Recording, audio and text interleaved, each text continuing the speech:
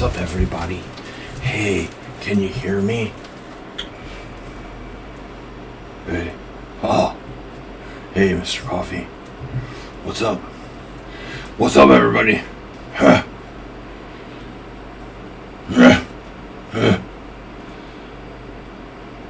I wonder if a birthday at Halloween makes me a creep.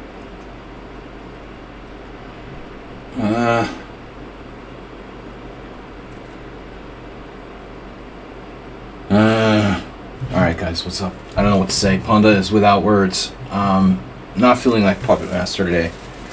So, our biggest fans, our only fans, Mr. Coffee and Aster B. Now, I only have 3 games, and I have the feeling that there must be more. There must be more to this. We have a game from Mr. Slow. We have a game from Morales. We have a game from Aster B. Saxec Draw tried to send me a game, but he forgot to input the game.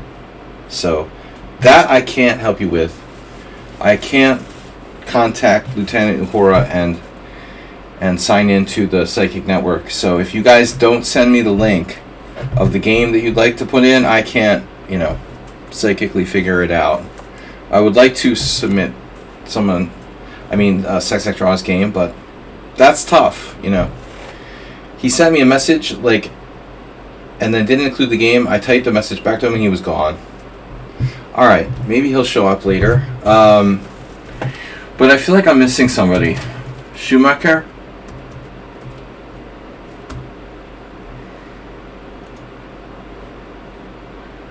For those of you who are a chat band,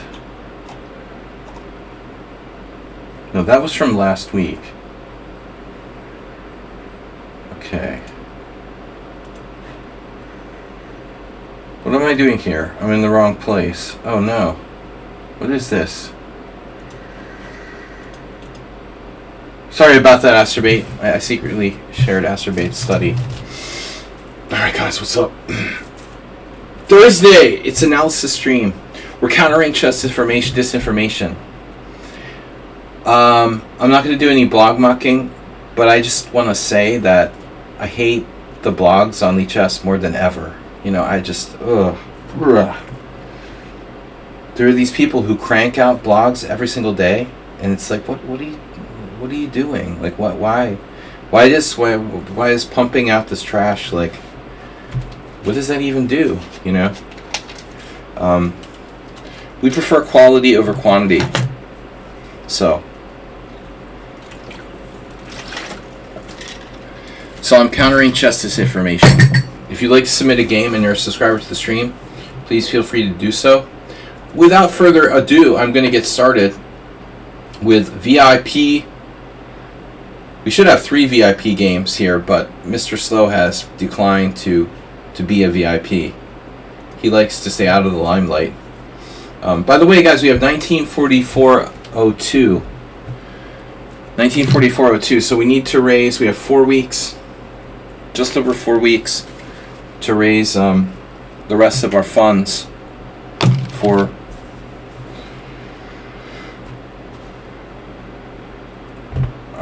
for the World Senior in Porto Santo, Madeira Islands, in Portugal. Alright, so first game up is VIP. Antonio Morales playing white. And let me see what he said here. Where is he? Where's Antonio? Jeez. I don't see. There it is. Oh. I hope this message finds you well. Here. Hope you're well. Let me share this game. It's a blitz game. It's funny because I came up with an early queen sack. For Thursday stream as an opening trap. Okay. So we got an opening trap by Morales. Let's take a look. White plays e4. His opponent plays c5. Morales using the closed Sicilian move order.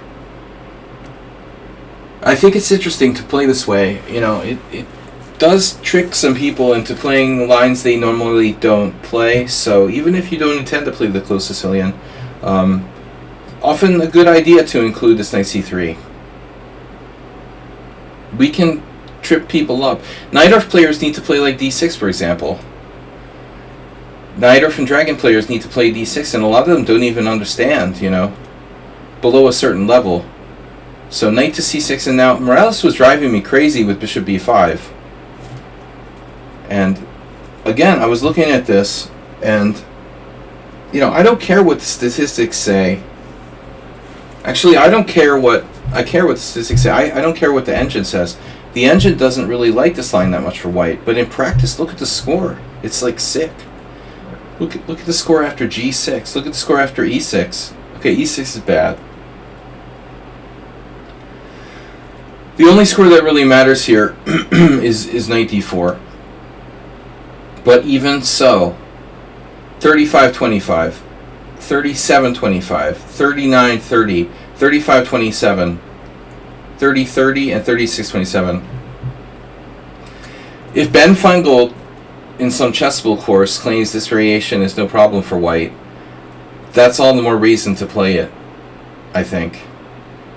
Because, dude, look at the score. You have 5,000 games, and white has overall score 36% to 25%. This isn't new. You know, I've known about it for 20 years. But even so, it's that good that it's lasted 20 years. So I think Morales should keep playing that. But all right, we don't want to have just be a one-trick pony. So I like that Morales has expanded his arsenal. But I think, you know, this is a very good line. Various ways to play it. Knight f3, and now black chooses to play d6, which is actually a pretty unusual move order. Third most common move here.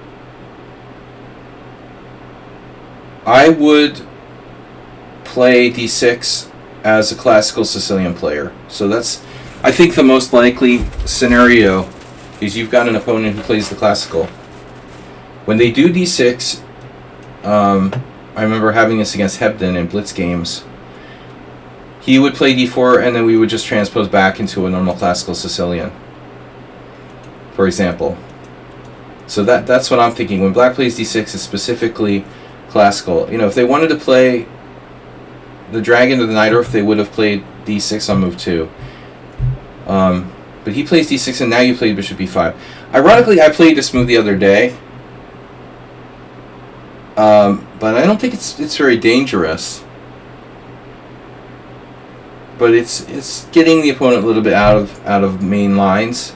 Objectively, you know, your best move here is d4. But yeah, this is not dangerous. The Bodler with the knight on c3 already, kind of close Sicilian, not dangerous. The only good move for white here is d4. You know, alternatives are like g3, of course, and bishop b5. Okay, so I don't think this is a great move because black has bishop d7. I also want to go back a moment and talk about this for a second. The e5 is recommended in a lot of books on like the Sveshnikov, for Sveshnikov players to avoid getting transposed out of the Sveshnikov. What? Or just anyway, to prevent white from playing d4.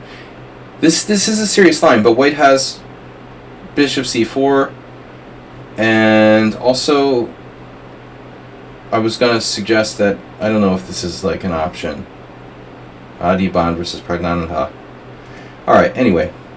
So, d6, bishop b5, now bishop d7. And the problem is after bishop d7 we have nothing. I played this myself yesterday, ironically, in an offhand blitz game with the white pieces, coincidentally, and I think I played. What did my opponent play here? I think he played bishop d7. But what else could he have played? Maybe he played e6. Could have played e6.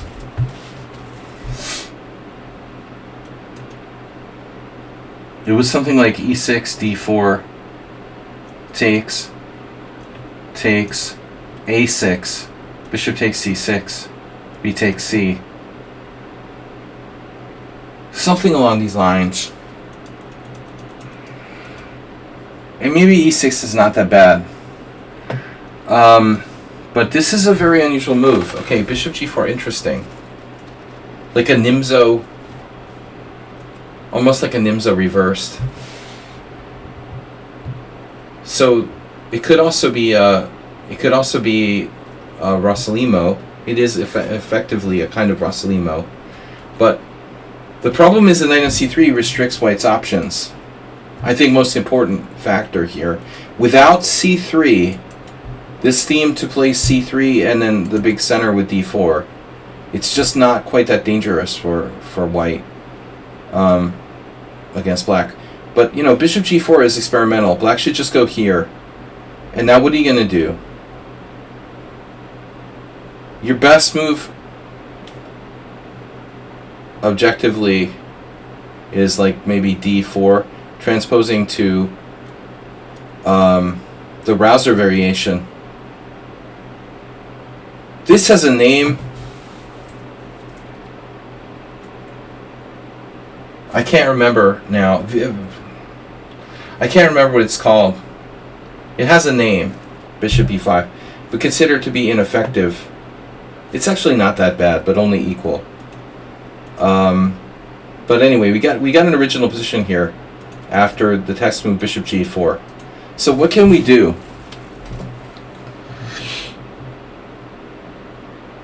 I like what you did. You know, it just occurred to me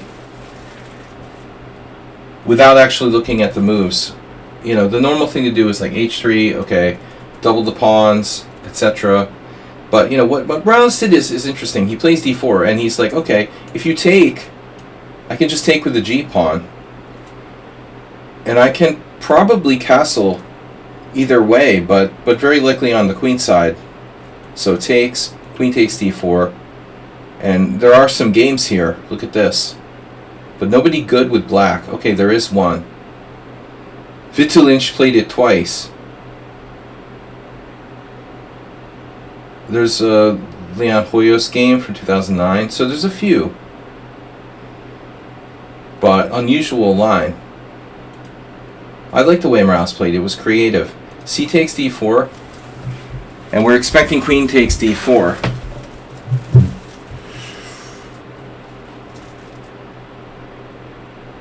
File under opening trap. So you took. The problem with this is that it probably doesn't quite work. Now if he plays bishop d7, he's a move behind. So he could go back, right? That's a tempo down. The other thing I was thinking about, well obviously this would be bad. Because our bishop is stuck. So black really has to make a choice here. You could play queen c8. Maybe that's worth considering. But then you've got the sort of like knight takes. Knight takes.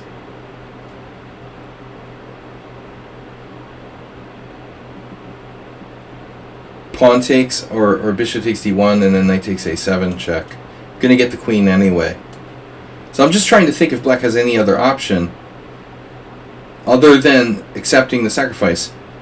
If the sacrifice doesn't fly, then we need to play bishop d7. Okay, so he accepts it now, and you played knight takes c6. This is a lot like, but this is a lot like a Nimzovich trap. It's just that I'm not sure it's enough. Does black have any tricks now?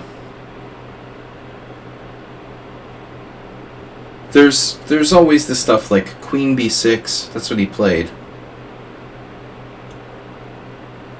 I was expecting you to actually play this here. Isn't that like thematic? Knight d5. Is this not good for some reason? Knight d5. Maybe queen takes here. Check, king d7, and you lose too many pieces. Yeah. I think white ends up losing a piece there. Okay. So knight d5 is too fancy. So what do we have? You could always play like bishop e3. But on the other hand, you know, maybe you don't need to give up that knight on c6. So move the knight first. You know, another variation would be like bishop e3. But I think here maybe it's not that simple. Yeah, I mean, I could play, for example, queen takes c6. Queen takes c6. Rook takes d1. Queen takes b5. Knight takes b5. At the end of the day, the material is equal. I mean, maybe black could possibly be winning a pawn, but it doesn't look like it. This sort of peters out to equal. It's not a free queen, but the question is it enough? You know, interesting. So after queen b6, I'm surprised he played this. But that's a quite forcing move. So I guess the king goes to c8, right? King d8, knight takes f7 check, king c8. I don't know that this was best, what we did here. But you won a pawn, and now his rook is trapped on h8. You played bishop e3, but I think now black like blundered. Why would black not play queen d8? I mean queen a5, queen d8. Why would black not play queen d8? Why would you not play queen a5? Still, let's count the material. If queen a5 rook takes, the rook is trapped. Nothing he can do about that. We have a rook. What do we have, actually? Wow, we have two pieces for a queen. So you have two pieces for the queen plus this rook, for example. But black gets to, like, snatch this pawn. Now, if I was to go and play a move for white, let's say rook d3, a la Velimirovich or Planinich. Knight takes, check, king b8, just for kicks and giggles. Damn, bro. But we can't mate because we're pinned, so we have to castle. Bishop d7. And, like, let's take this position, for example. What's the material? I have a rook, a bishop, and a knight. That's too much. Rook and bishop for knight is too much. White is winning. So that's pretty cool. Let me check this with the engine. I mean, I would have no idea what to play at this point, honestly. Wow, this is sound. This is sound. And bishop e3 right away. It fails to pawn takes. Bishop takes b6. C takes b5, which I didn't see. So my move was only like second best. That's what I suggested. Anyway, this was key. So only knight e5 is really good. By the way, my third variation here, how does that stack up?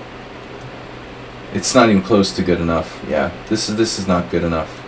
So knight d5 doesn't work. Bishop e3 doesn't work. Capturing on d1 doesn't work. You have to play this move. Hitting f7, and now after king d8, then he takes f7, king c8, bishop e3. And then he plays this, but this is a strange decision.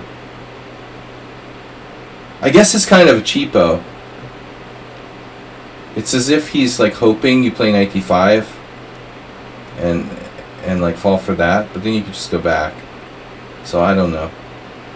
Queen c7, rook d1, and now we're going to get the rook. So we're up a rook and two pieces for the queen. Now a really ugly move by white.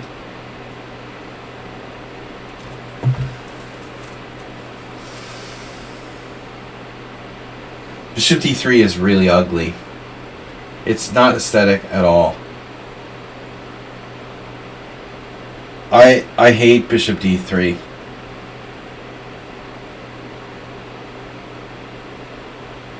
I think you should play to the other squares. Either bishop a4, going back here, or just the natural sort of bishop e2. But maybe Morales was worried about something, but I don't know what difference it makes. I mean, black could play like e6. Probably e6, but still I'm just taking this. So, alright, bishop d3. I don't like that it blocks our rook. And now e5. Obviously horrible. Because black has so many weaknesses on the light squares. Knight h8. Knight f6. Castles. Bishop e7. And now, he's not satisfied. Seriously. Apparently white is not satisfied with his like material advantage. You have a pawn, two pieces. You have a pawn, bishop, knight, and rook for the queen. But you want more. You're attacking now with f4. I would be concerned about my knight getting trapped. Although maybe you saw that and ultimately decided like knight f7, h6. Although I don't see why you don't interpolate that. There is knight to g4. h3 is kind of slow. For example, to keep the knight off of g4. But here, it would have been useful to have your bishop on e2, covering that. So, alright, big question now. If f4, why he doesn't have this? Alert, because you have knight d5. And that's really very strong. That's the point. That's why e5 was a bad move. Black should have played e6 instead. Hitting the knight, forcing you to capture, but at least this d5 square is under control. So I think a very serious mistake by black to play e5. And now knight h8, knight f6, castles, bishop e7, f4. You can't play knight g4. And this is not going to save black. F e5, knight g4 now.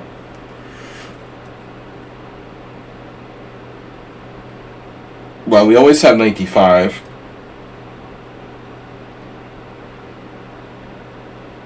We have control of the b6 square. Yeah, and this is handy. Is it enough? Yeah, I think it is. Because we have rook. Well, there's a question. Okay, rook f7. He didn't take the knight. Does anyone understand that? He didn't take the knight? Well, I mean, I think that's your only chance with black here. And white is probably still winning. But, I mean, if you're not going to play that move, then what are you going to play? He has to play queen h8. He really lost his mind now. He played queen e8, but, I mean, that's insane. Now just rook f7. Yeah, and you win the queen back.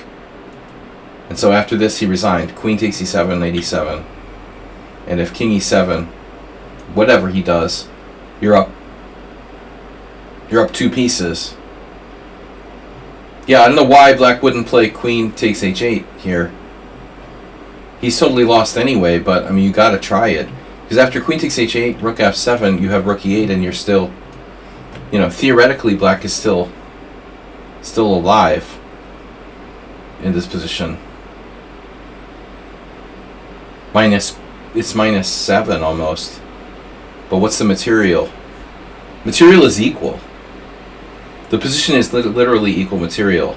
A rook, bishop, and pawn. White has a rook, bishop, and actually Well, white has a rook, bishop, and 2 pawns.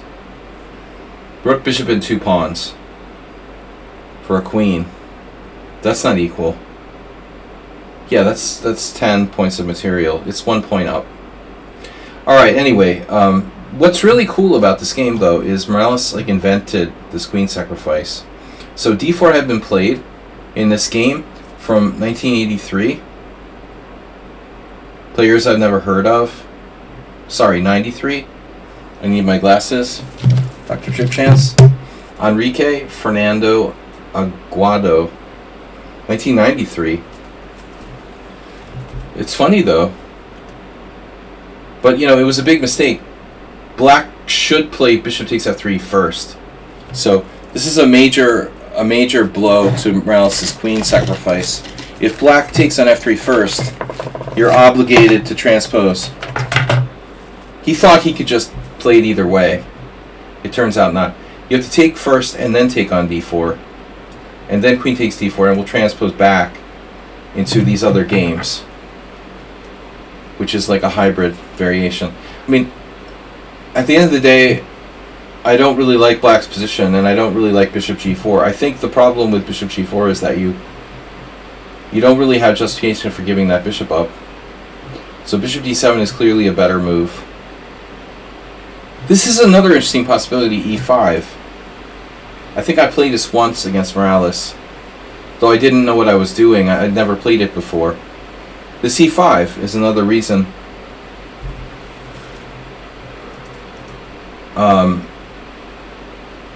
Another reason. It feels like a b3 Sicilian now. b3. Not a good move here. Bishop c4 is white's best move. And this has been played. Wow. Oh my god, someone's named Alikeen. That's crazy. Someone named their child Alikeen, and they're a master level player. Alikeen Nori? Oh my god. Can you guys believe that? This guy's... or woman, I don't know if it's a man or a woman. I assume it must be a man. Alikeen Nori. Named after the world chess champion. Crazy. Alright. Anyway, neat game, but okay, so black has this move. Bishop takes f3, pawn f3, takes, retakes, and now we're transposed back to Campora versus Ibarra Jerez, or Solskis, Mackey, Seitlin, Vitalinch, 1982, Panchenko, Vitalinch, 79. So this Vitalinch, this is a Vitalinch move. Bishop g4, it turns out.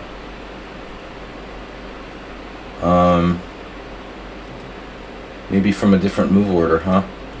How else could this happen? How else could this happen? I wonder. Knight f3, knight c6? No.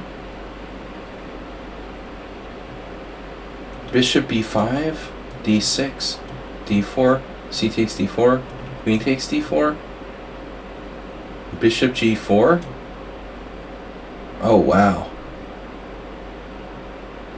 That's sort of surprising. Wow.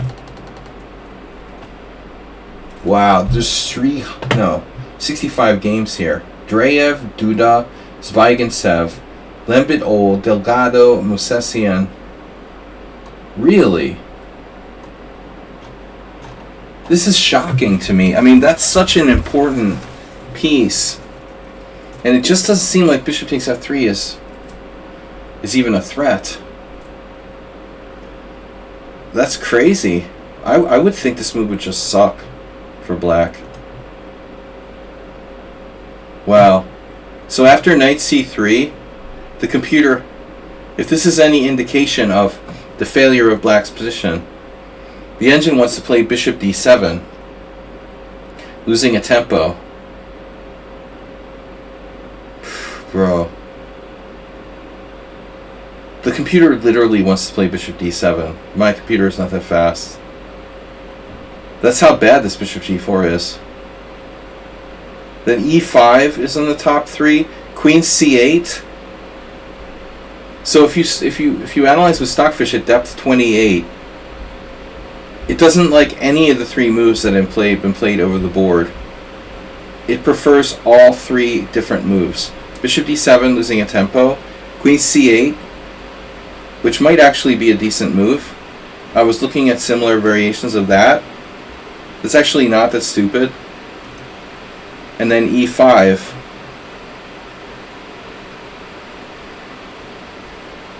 This is really unexplored territory. But I don't like bishop g4. I don't trust it.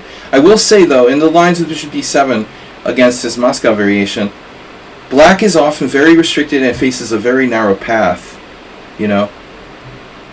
I agree with what you're saying, Dr. Tripchance. It's a reflexive move a lot of people play. It's often very common in the double king pawn openings, too. But you know, I kind of understand it because honestly, this Moscow variation, it's really annoying to play with black because there's so few options really for black, and you feel a little bit passive with the bishop on d7. But I just think that it's a mirage. You know, people are looking for a solution. But Vitalic was a Latvian international master who was very, very strong, and he was a creative guy, very creative ideas in the openings. Gives me an idea. All right. Anyway, on to the next game. By the way, speaking of next game, Sex Draw, you didn't send me the game.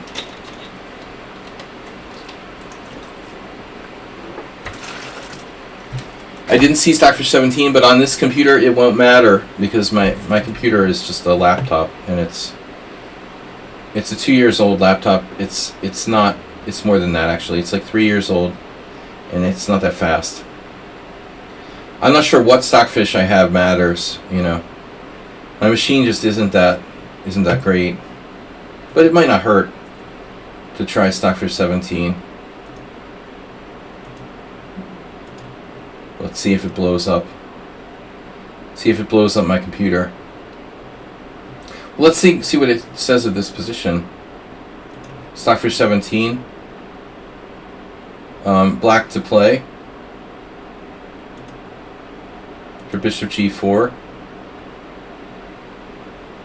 knight c3. So it's not really changing its opinion about the position. It doesn't like bishop f3, it doesn't like a6, and it doesn't like knight f6. And those 24 master games, and it wouldn't play any of the moves involved in those 24 games. Pretty crazy stat right there. Depth 29, Stockfish 17.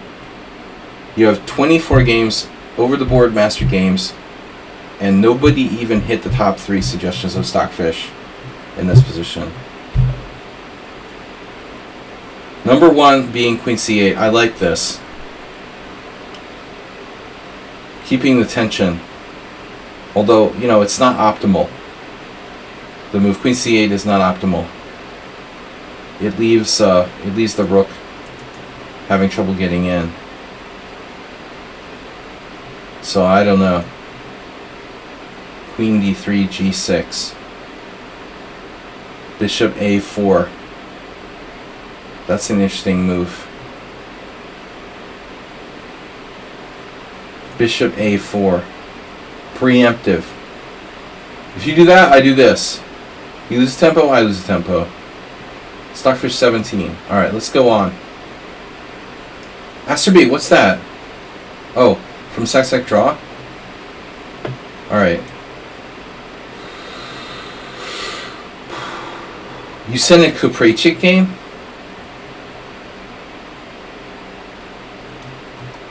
Oh, cool. Okay. From Palma 1989. Alright, I was just thinking about Kuprechik, and then I'm trying to compile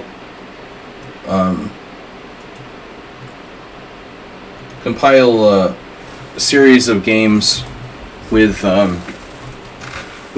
really specialized attacking players. Kuprechik was a legendary player in the sense that in the 90s, and this is going back to the 90s, I had this chess master I knew. He was a pianist who lived in Boston. He was from Poland. And, Poland and Ukraine are obviously... Poland and Ukraine, but also Poland and Belarus share a border. You're from, Eastern Poland. You're on the border of Belarus, and I'm sure there's a lot of, people that are half Polish, half Belarusian, whatever. So Kuprejcik was from Belarus. The pianist friend of mine from Poland, he was a big chess player, blitz player. He was a big fan of Kuprejcik. He used to carry around this little book. He showed me one day on the train. He carried his Kuprejcik game book with him. It was crazy. He carried this little book of all of Kuprejcik's great games, and that's as far back as the 90s. And he went on to play another, he played another 20 years. Passed away not that long ago, a few years ago, I think. So, a player worthy of study.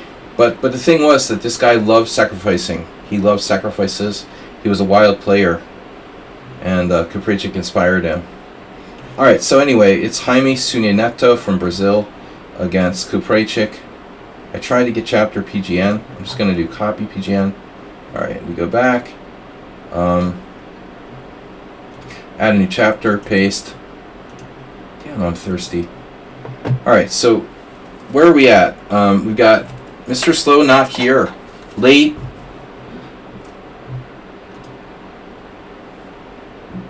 Mr. Slow's not here. It's a tragedy. How am I going to counter disinformation if you guys don't donate to our campaign fund? Oh wait, no, okay, I'm sorry. I'm just getting bombarded by campaign information and stuff. It's only two more weeks till the election. No, I forgot. I'm not campaigning for president. Oh, okay. Well, anyway, if anybody wants to donate, please do so. We welcome your donations. We don't have a cutoff from the FCC or what is it? FEC. Sorry, FEC. Anyway, all right. I'm a little crazy today. Here's Kuprejcik versus Sunia, and this was played in Balearic Open. Okay, the Balearic Islands, Palma de Mallorca, in the Mediterranean. Okay, off the coast of Spain. So, round 4, 1989. So I think Palma de Mallorca was one of those GMA. This might have been one of those GMA tournaments. It was sponsored by players. I don't know. I'm confused. PCA, GMA. It was a big tournament with a lot of strong players in '89, and I was still in high school. I was a senior in high school when this game was. Played, and I was very much into chess. E4, C5, Knight C3. Here we go again. A legendary attacking player with white.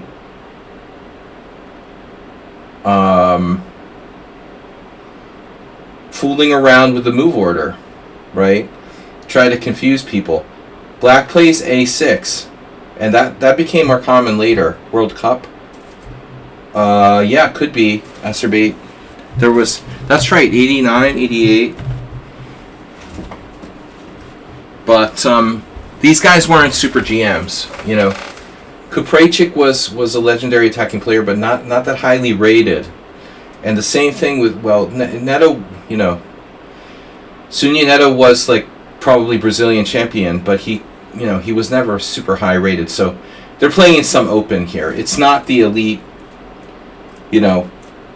14 player World Cup GMA tournament or something like that. This had to be an open. They're 2,500 something grandmasters. These guys are 2,550 GMs. So A6, not 26, not 2650, but 2550. Just your average run of the mill, 2550s. The problem with a6, it doesn't really fight for control of center. And I've been kind of turned off by it, honestly. So after a6, white has a lot of options. Even d4, because a6 is not really dangerous. I have a lot of games with Morales here after knight f3, who we just saw a game from. And now black can go back into normal channels with knight c6, having prevented bishop b5. And I think that's fine. I'll mention something else though. If black does try to go back into normal channels, there's an interesting alternative with this. And my argument is, it's not a big deal. It's not that dangerous, but I would almost always make the argument that if black plays an early a6, you can always play g3. In my opinion, like, g3 is always good against a6, but it looks like g6 has a pretty good score. But the problem, with this position is, like, what does a6 do? After bishop g7, we transpose. But I mean, a6? Why is black playing a6? You would normally do rook b8, and in this type of position, black would normally play rook b8. So a6 is just kind of like a useless move. But I'll say this, that Asa beat Maurice Ashley in 1989. I'll say that white's setup is rather unambitious, this closed Sicilian. But a6 also double-edged. So instead, white tries to go with d4, which is sharper. And, honestly, whenever this was in 1989, Jaime Suñineto, this wasn't like a normal line, people weren't playing a6 against the closed Sicilian. This was very uncommon. It's recommended in a book I have from Richard Palliser in like 1999. When was that book written? Actually, no, it was later. Okay, the Palliser book on closed Sicilians was recommending this line. It was around 2006. So 2006, well, this is 1989. I don't remember anybody recommending a6 against the closed Sicilian back in those days. So this was a really cutting edge, kind of ahead of its time sort of way to play for Jaime Suñineto. So he plays c takes d4, and now white could take either way. I don't think that queen takes is so stupid. And the reason for that would be, you're losing a tempo against knight c6, but the problem for black is, like, you're going to have to play bishop b7. And anytime you combine bishop b7 with knight c6, there's inherently some issues. And so I would say knight takes d4 is normal, but queen takes d4 is probably not bad either. So we see knight takes d4, now bishop b7, and then my experience is, like, you have to be really careful about white popping you with a4 in these sort of positions. As is always the case in any sort of extended break the Jaime. I don't know if you're old enough to know the TV series Get Smart, Sac Draw. Probably Asterbate remembers that, and I had another friend. But it was an iconic, TV show when I was a kid. There was a robot who featured in a few episodes of Get Smart, and his name was Jaime. So it's kind of funny. White's going to break the Jaime. Anyway, bishop to b7, and now Kaprachik with white, attacking player. You can see, like, we could even consider a4, but after that, b4. Even pawn takes pawn is possible. My good friend Yevgeny Romanov who's now like playing for some other country. He's not my friend. I'm just kidding. He seems like an asshole. But all right, b4, knight d5, e6. I mean, this pawn could possibly be sacrificed in some lines too. There's a lot of possibilities here with a4. I think it's a very interesting try, but maybe not Kupreichik style. Kupreichik likes to attack kings. So he just plays this, and now, to be honest, guys, I think this is going to transpose back into a Khan Sicilian.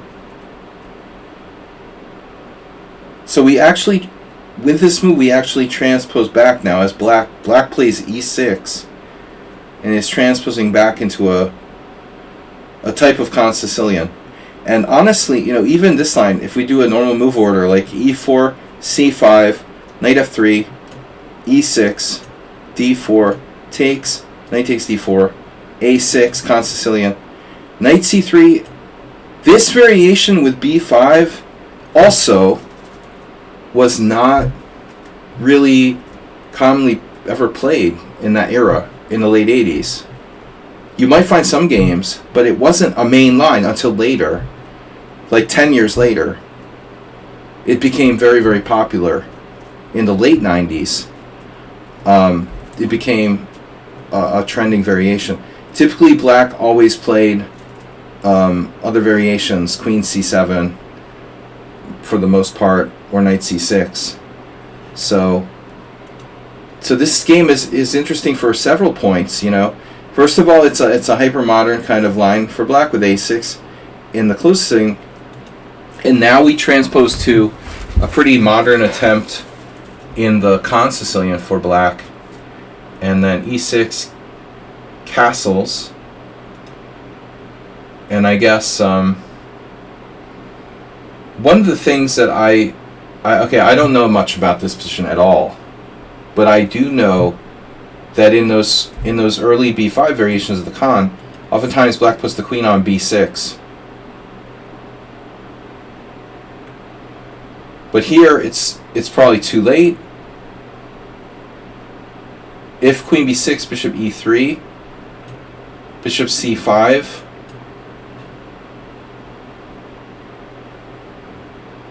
this is not so great. See, Svidler Milov 2000.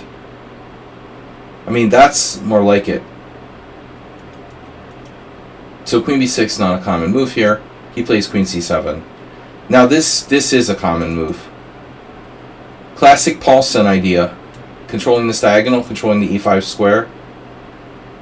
And now I expect, yeah, this will play a role. And so that queen is commonly hit by knight d5. Kupreichik,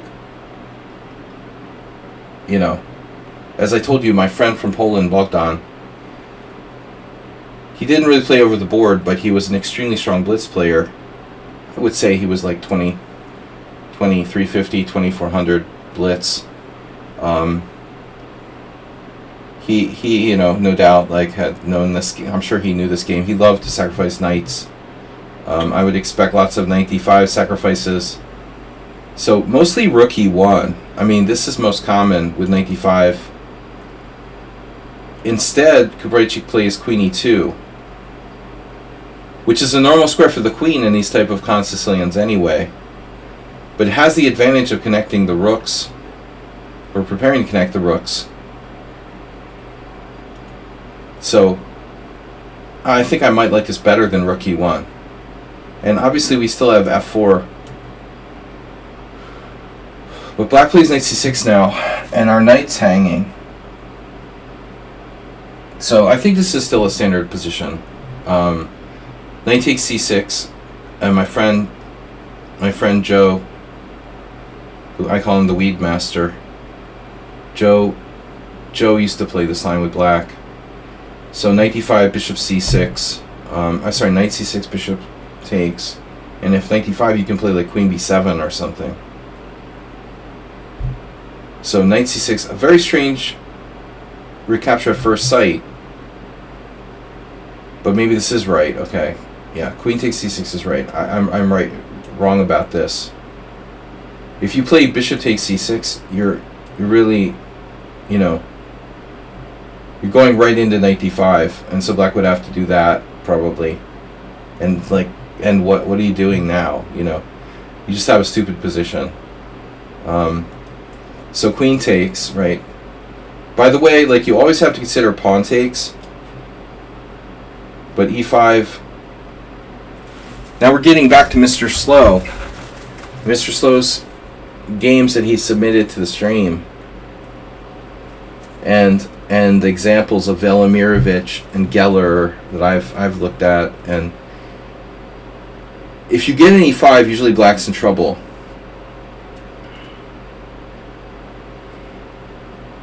But the thing is, this might be too quick. Let's see what the engine says. Stockfish 17. It says it's good for white, but it's maybe not even the best move. It is. It is. E5 is good. Anyway, alright, so d takes is not good. Queen takes is the right move. You still have knight d5. So a4 is the main move here, and the idea is that b4 knight d5. You know, there are a lot of cases where I'm playing extended fianchetto type positions, and you're just like, oh shit, maybe I should take here. However, this particular one doesn't help. This doesn't help us at all, because I think black, you know, would just face rook takes, and it's even worse. You know, this is actually, this doesn't help us in any way. Black pretty much has to push, and obviously knight d5. Now that's a no-brainer. You know, this is very standard for anybody. So we can see there's some other games. Pavlovich had an earlier game with Eric Lebrun in 1988, and later Gdansky with white. So it's very possible, and this is why you can't trust liches. Why do I have 4 viewers? This is why is liches in the chat there? All right. I don't know why I have 4 viewers. How's that even possible? We could have at least like 4 bots. Nobody cares about real chess. It's sort of sickening. But Pavlovich beating Lebrun, that's a major upset, because Pavlovich was very young there and Lebrun was at his prime.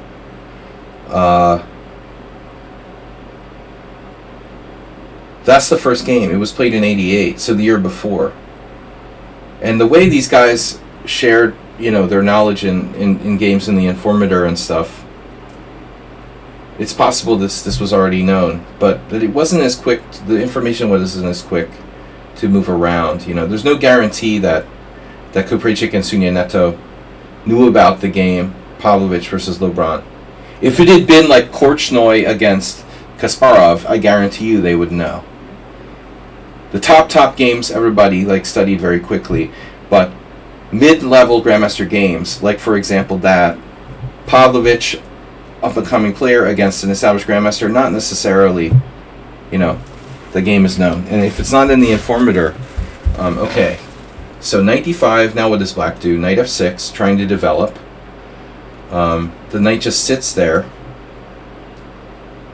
And so this is very interesting. You have a bunch of games and a bunch of different moves that were played. c4, reinforcing knight on d5. Knight takes f6, that seems like the worst option, but it has a very good score for white. I don't really get knight takes f6 check, honestly. Like, white is better regardless, but you're giving away like a really big part of your position. You know, I can't believe white is 3-0 with the move knight takes f6 check here. That's really lame, you know. So the point is, like, I'm going to make a lame move and I'm still better. Gdansky, Kotzer, and some guy, Sura and Larson. I mean, Kotzer and Gdansky, both very strong players, Kotzer especially. reached like 2600. But dude, I mean, trading on f6 is sort of disappointing. Yeah, after this, the G file, well, you got to open it up. The question, obviously, like, you know, that's not a guarantee, and it didn't happen in the game. Any of these games, Black wasn't able to coordinate. So that, okay, that's good, but it's not as good. Why do you want... Okay, so this is a threat. Knight takes d5 is a threat. The main point here of knight f6 is that you are challenging knight on d5. You're threatening to play knight takes d5, pawn takes d5, queen takes d5. So white has to do something. Knight f6 is lame. Retreating the knight is kind of lame. So what options do you have? You know, c4 makes a lot of sense.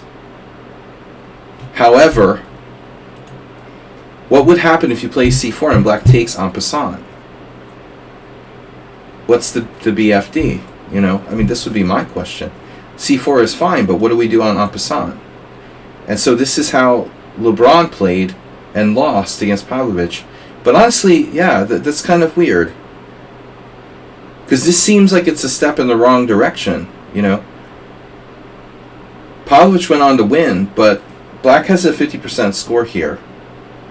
Honestly, Eric probably went too far, you know. Knight takes c3, he probably pushed too hard. I'm not sure I even like his move bishop b4. That was played in all 3 games. It's also not the only option. Black clearly has to be careful here.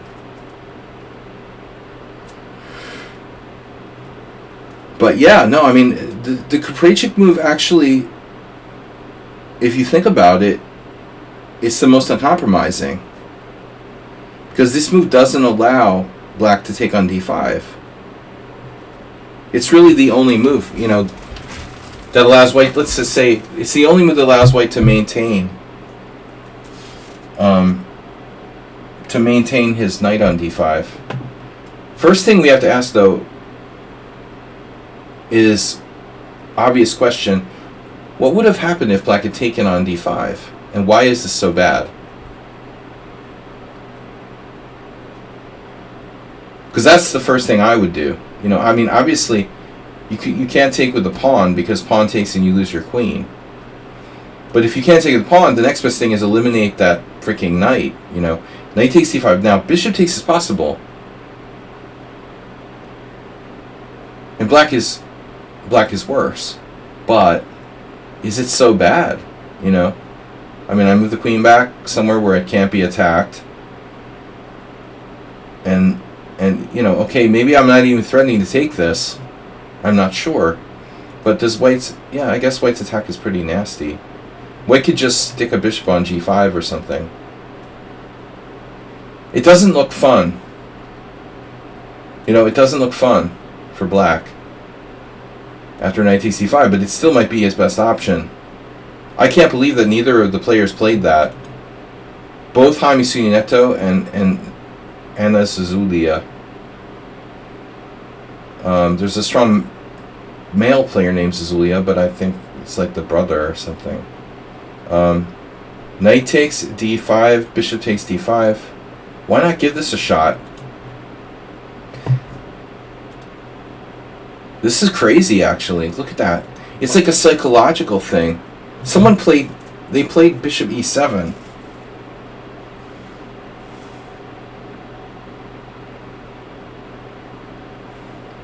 Bishop e7 is a sort of surprising move, and then Sunieto here plays bishop d6. But I mean, seriously, are you okay? Are you sure that's a good idea?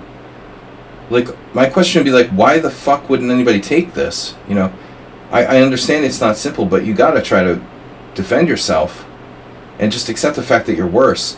What is this move? This seems like kind of irrational. You're trying to, you know, you won't accept the fact that you're worse and try to equalize. And then Anna Zuzulia's move is even stranger. I mean, bishop e7.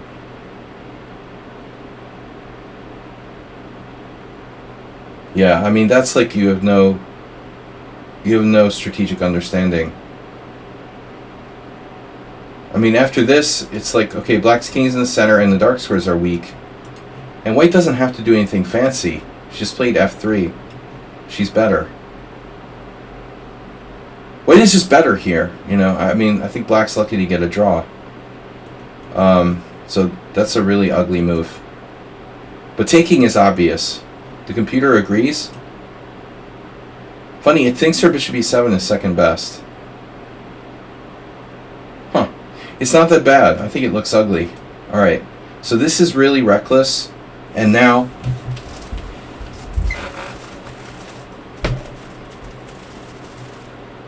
I mean, maybe if you're black and you like, it's the last round and you have to win the tournament, you have to win. This is like an Alexander Shabalov style move. You're like gambling. But do you really want to gamble against someone like Kaprecik? You're playing into his strength. I think you want to bore him to death or something. Not make it interesting. Think of it playing like a slightly weaker version of Tal, you know. Don't want to make the position crazy against Tal. Bishop d6, very uncompromising, and now, well, is black threatening anything? What do you menace? What exactly is black threatening? Nothing. In my mind, it looks like black is literally threatening nothing, you know? Still. What's he going to do? Castle kingside? The thing about bishop d6 is like you're not even threatening anything. Like what the heck are you going to do? Put your bishop on e5? Maybe the point is to go king f8. I mean, later. I don't know. But it's kind of a surprising move by white now. Like I would have expected, well, I would have expected bishop g5.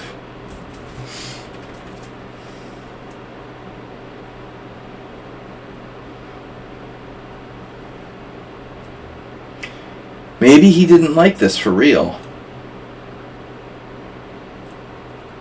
This is why it's important to really analyze chess deeply. That's why YouTube videos and bullet chess and stuff like that is aligned for fun, but you learn nothing from doing that. I mean, we don't even have the slightest... We are analyzing this game for like 20 minutes and we still don't have the slightest, even the slightest level of understanding what's going on compared to Kaprecik and Suninetto here. I mean, I'm assuming that bishop g5, bishop e5, knight takes b4 isn't really a problem because of queen takes c4. And black wins the center. So what you need is a good move. What I'm trying to say is what you need is an answer to bishop e5. And that's basically Suninetto's defense. And so that's why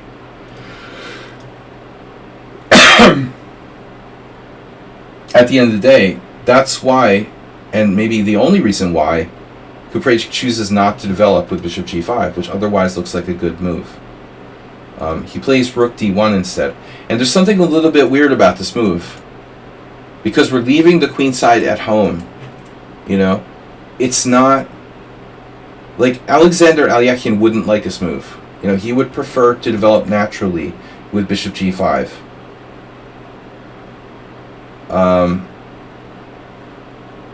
With rook d1, you know, we're kind of like, well, where's the other rook going to go? So we'll see. Now, this doesn't have as much power. d4 is covered, notice? So I could play f4. Big problem. This is a major problem.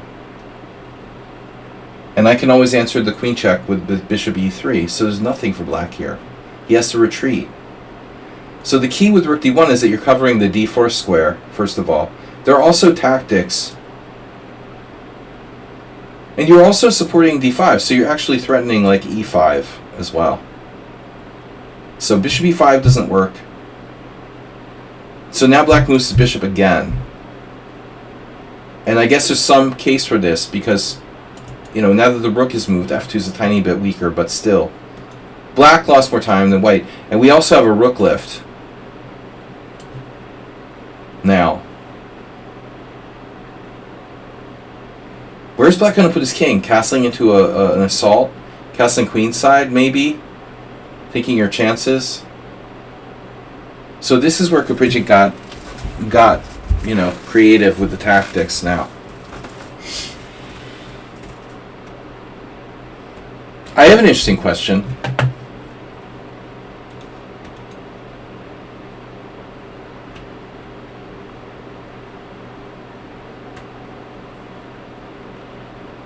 Why,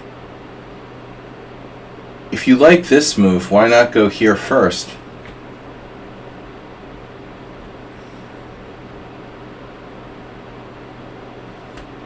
Talking about G-file, could he have played that move first?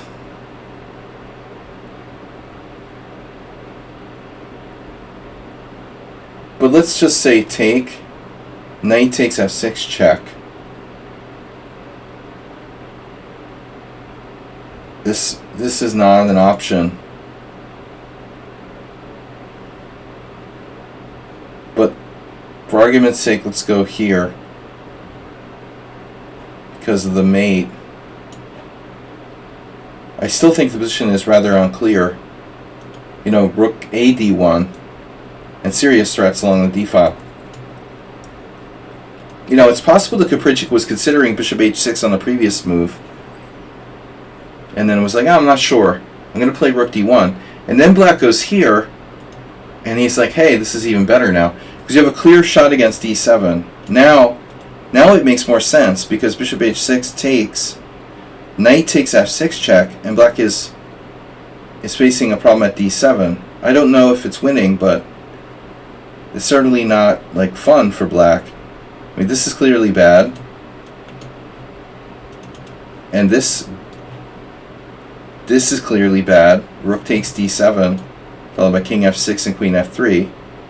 Game over.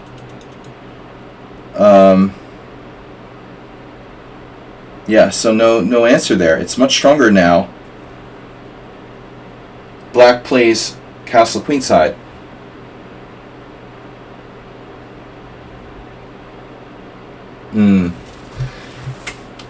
Before you started watching our streams, Draw, I had a game with the player from Finland that comes on my stream sometimes, Shaki, or he did this against me. It's interesting, you know, the queen doesn't have a lot of squares. 1, 2. And now that black castles queenside, it only has 1. And even that square is really shaky. So this is brutal. Bishop e5. Oof. Yeah, the way the white pieces are coordinated, spaced out. Now if queen d6, bishop f4 or e5? e5.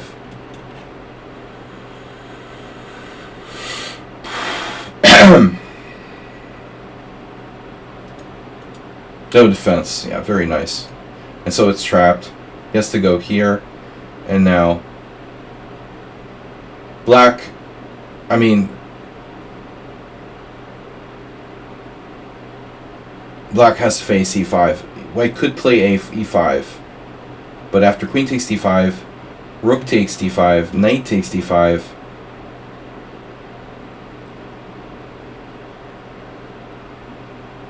Bishop takes g7, rook g8. I mean, what's happening here? It's like the other game. Suddenly white lost the initiative. We get brutalized on g2 along the g file. You can't take on g7 for sure. You'd have to bring the bishop back. Probably to d2. And we have 1, 2, 3, 4, 5, 6. 1, 2, 3, 4, 5, 6, 7. Oh, white's probably winning. No. The black is rook, bishop, and knight. Yeah, it's too many pieces. Bishop back to d2. Maybe he has queen here? Actually, this deserves a serious look. This isn't so clear. So let's check it. queen d6, he plays knight takes f6. If white had played e5, can we sack the queen here? Not enough. But he had another move. Oh, damn. Okay, we missed it. Because I was only looking at, like, queen f8. But he has queen b8. I didn't see this. But I would find it. You know, he has this move. I didn't see this was seriously a good defense. It's still unclear. But apparently, alright. Yeah, so just simply knight takes f6. And now the queen has a bunch of squares, obviously available. So material is even. 7 pawns each, 2 minor pieces, 2 rooks, and a queen.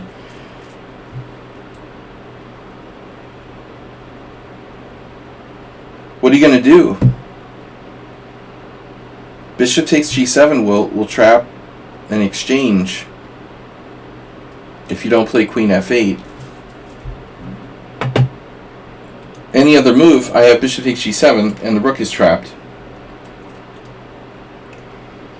So now, oh man, this looks ugly. Some artistic combo.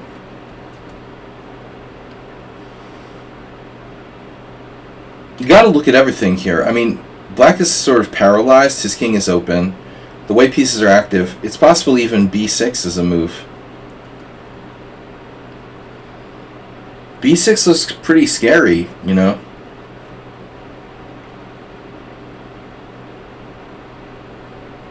It may just not be quite enough. So he plays, oh my god, a very surprising move. So this is really getting out of control now. Bishop takes g7. Say what? Oh no, you're kidding me. It's like queen c4. It draws the queen away from this diagonal. Watch this. I can see it. He's been trying to play queen c4. So it's like a tactical mechanism. It must be about queen c4, d6. But even then he could play queen f8, no? Yeah, I was thinking like queen c4, d6. Rook takes d6.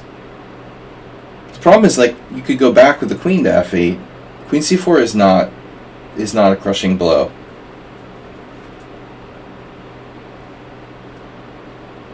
Or is it? You know, is there something here?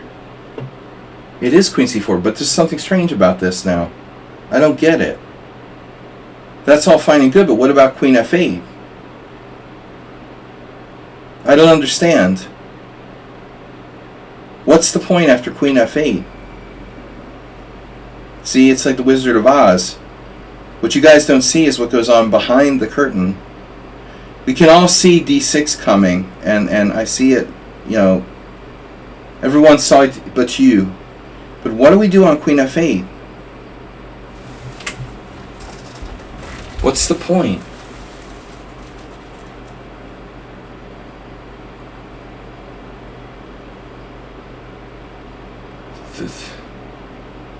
I don't see it.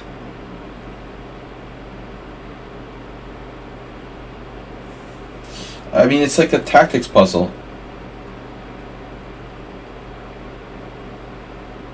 Where is white's breakthrough after queen f8? You just slow motion, like e5 or something? It might be. It's just like a slow queen a, oh, rook a7. Rook a7 is interesting. We have all these moves. Rook a7, queen a2, b6. I was thinking just e5, but e5 might have a problem. No, it feels like e5 might work. He can't really do anything. Yeah, but I mean, clearly black has to play queen f8 here. This is the only move. Yeah, I'm thinking e5. And you're saying king b8. And, you know, if we do something routine, like knight takes, rook takes, I mean, it's very possible that black is black is okay.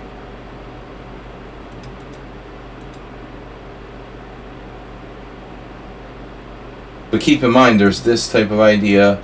There's your rook d6. There's rook takes, which is probably very strong, I would think. Hard to answer that, you know. Probably just rook takes d7. And then rook c8. We start getting some pretty nasty threats. Rook takes check, king takes, and oof. Welcome to oof-ville. And now king c7, queen c6 is pretty bad. Light square connection, coffee connection. So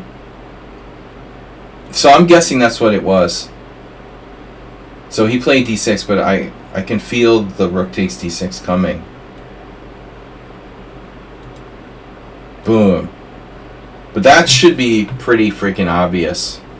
Although maybe Sunyaneto saw it at this point, but decided there was nothing better. Okay, he actually has a pseudo defense now, but I don't think it matters. Queen g5. Yeah, this is fine, but it's just, you know, it's a mirage. It's a desperate mirage of the oasis, and I've been there. You know, you're like, oh, queen g5. No, it just interfere. It's just the interference theme. Yeah, it's like a tactic theme masterclass. Beautiful game. Just no need for using pawns. I mean, minimum pawn use, you know, very active tactics by Kuprejcik. He takes d5, elegant. Queen takes c5 check, and then king b8. And now we just need the final blow. I never look at the moves, you know, I don't like to look at the moves ahead. The final blow, because we're down a bishop here.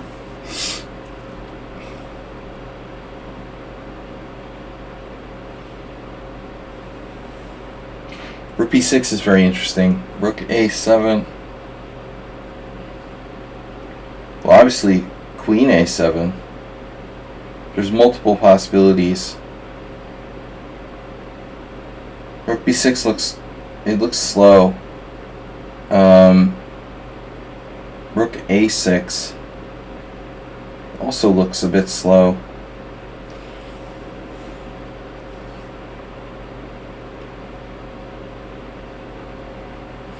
So he plays, you know, an absolutely nasty move here.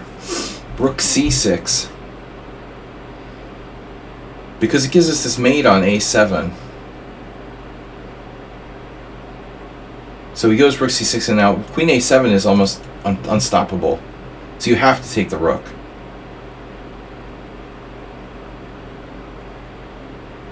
And actually, Black resigned, but if he had taken, I think pawn takes is winning, but I'm wondering if we could even do queen a7 and then take. Because if we play queen a7, he has only one move, and then we take, and we're threatening mate here. There's no way to defend b7, even if you wanted to, you know. There's just no way to defend it. So, yeah, b6. Yeah, b6 is not that clear. I'm threatening queen c7 mate. It looks like black has queen, maybe queen e7 here. I don't think the b6 is as good. No, this is brutal. This is a beautiful move. Rook c6. I didn't even consider it. You know, I was looking at this, I was looking at this, and I was looking at this. But I completely missed rook c6. But, you know, the idea is that you're threatening mate in 1. So it's essentially one of the first moves that an aggressive tactical player might find. This move threatens mate in 1. You know? Do something about it. I'll calculate that first. Very important. Forcing moves first. All right, nice game. Yeah, we have a little Sicilian chameleon move order theme going on now, and I thank Sax Draw for submitting a nice game. Next up, and he did donate $6, $6.00. We're up to 1950.02. 1950.02. Don't forget the 2 cents worth. Thanks, Sax Draw, for being one of our 14 viewers. But anyway, I'm trying to disseminate the dissemination of chess disinformation, and try to make chess garbage. So much garbage being shit out in the chess stratosphere these days, and liches sort of maximizing it with their blogs. The people that are cranking out blogs on liches is worse than it's ever been, because now they're like scrolling through, so you don't see just the top blogs, you see like a whole bunch of blogs, and it's like worse than ever. I can't even look at the front page of liches. Alright, but no blog mocking. We'll go to a little bit of a break. Asterbate, just in case Mr. Slow might come back. You think there's more moves in this game? Oh, we're white as a peace hanging versus not. A minor detail. Capricic was an artist. No, as I said, my friend was Bogdan Hlovnia. I don't know if he's still alive. He would probably be in his 60s now.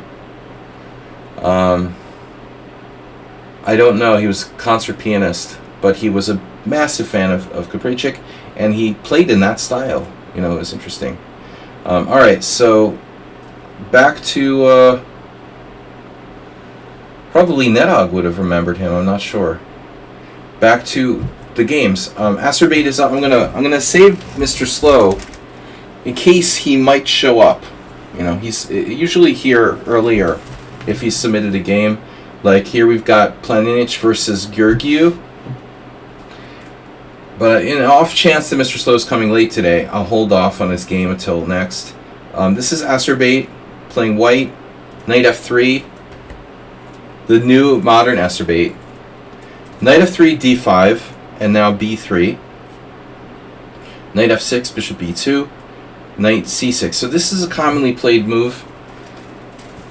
And the problem with it is that you're blocking your c-pawn from playing in the center, and it's not easy for black to conquer e5, I would say. I'm just thinking of a funny move here.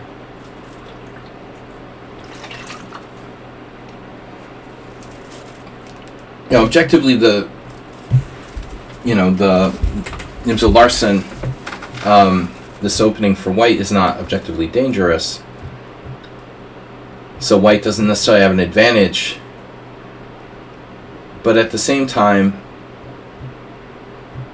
there's some chance white is better. What about h3?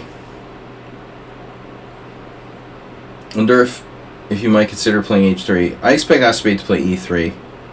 If you play h3, black can play a6, and we can both play that game with prophylaxis. But honestly, I want to go on record as saying I think bishop b5 is a greater threat than bishop g4. So we have a theme, if you will, kind of similar to Morales' game in the first game. This is more of a real threat than bishop g4. Ultimately, it's like the Leningrad Nimzo. See? And black goes right into it. Now, black has to consider the move a6. The problem with a6 preventing bishop b5 is that it's a bit slow.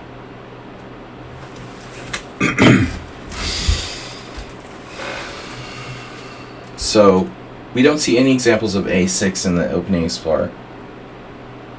I would say a6 is playable. If you play a6, What can white do?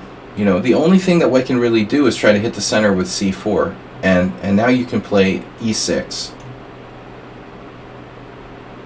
That's blocking in the bishop on c8, though. But, c'est la vie. It's a lot like a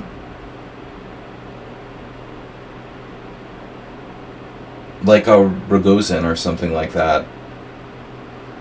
I don't know how bad this really is for black. It's an interesting possibility. You can see g6 has been played, which is reasonable, because bishop takes f6 is not really a threat. And then if c4, what happens?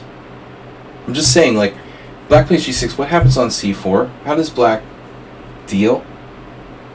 That looks like a problem to me. Is he going to play e6? Black just ignored it with bishop g7. Okay, so it's like, oh, I see. It's like a hedgehog. It's like a hedgehog with reversed colors, almost.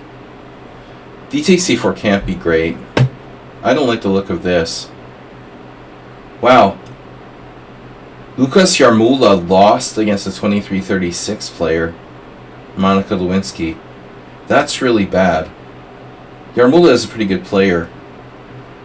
Man, to lose this position with white, white's a little better here. So that's sad.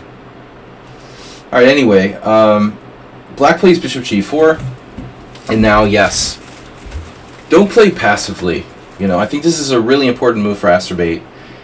In the opening explore here, there's h3, bishop e2, d4, and then c4. I think the two moves that are probably, you know, the most dynamic are bishop e5 and c4. I hate bishop e2. It's extremely passive. And d4 is lame. So, no, c4 is interesting. It's like hitting the center immediately. Probably can't be bad. h3 even. The only problem with this is that it might get black time. Nothing to argue for. Oh, no, I think bishop b5 is a good move. I said bishop b5 or c4. You know, both of those moves are active. This is okay. I would be concerned about black taking. So Lawrence Webb. I was briefly his teammate in the French team championship. Bishop takes f3. You know, okay. Here black played e5, but I think that black really ought to consider like a6 probably. White's a little better. This is okay too. But bishop e5 I like the best. Malanyuk Tukmakov. Slipak versus Zarnicki. So some good games here. It's a Nimzo type position in reverse. But in the Nimzo, you know, you have the c-pawn up. Here black doesn't, and he also can't play e5. So you can't use your c-pawn, and you can't use your e-pawn. Then you can't really fight for the center. Someone actually played g6. Playable.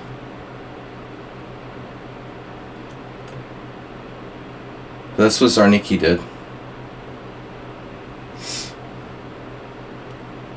He famously was like, infamously, one of the first players to get kicked out of an online chess tournament for supposedly cheating. I know him from playing like some high stakes sit and goes with him on Poker Stars. Well, relatively high stakes. Hundreds of dollars, like sit and goes. He was a decent player.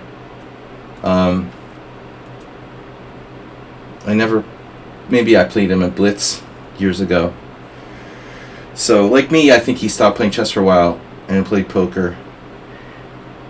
Alright, and now, but what would Tukmakov do?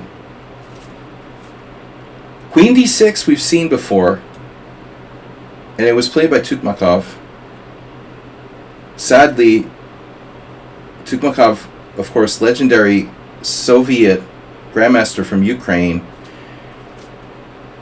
had to leave his home city of Odessa because of the frickin' occupation and move out of Odessa. Sad, you know.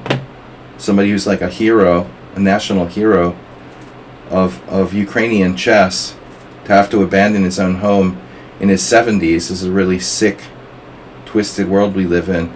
Queen d6. You know the Pilongo acerbate, but yeah, this is a reasonable try for black. Malanyuk played h3, and black just took. And now white plays queen takes f3. And I would say white is a little better here with the two bishops. What's he going to do, though? We're not going to be able to keep that bishop. We're going to have to exchange the bishop off. Castles. e6. It's funny. Well, Malanyuk doesn't want to give his bishop up. So he plays d4, a6, and now he does it anyway. I don't like this, though. White's pawns all ended up on the wrong color. I just wanted to see what could happen there, acerbate, with correct play. But he played h6, terrible move. After queen d6, is d3 wrong? Because the queen, yeah. That's the question there, in that game. Good question. Because I don't want to play d4, Saeeds. I don't want to play d4 here. Why is that variation I just... No, here it is. Is d3 wrong? No. You mean like right away? Because of queen b4 check. Yeah, I mean, that might be.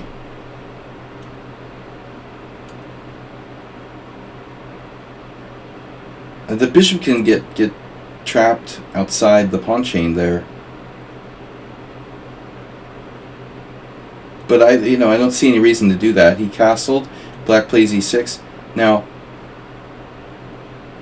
the question is, what do you do?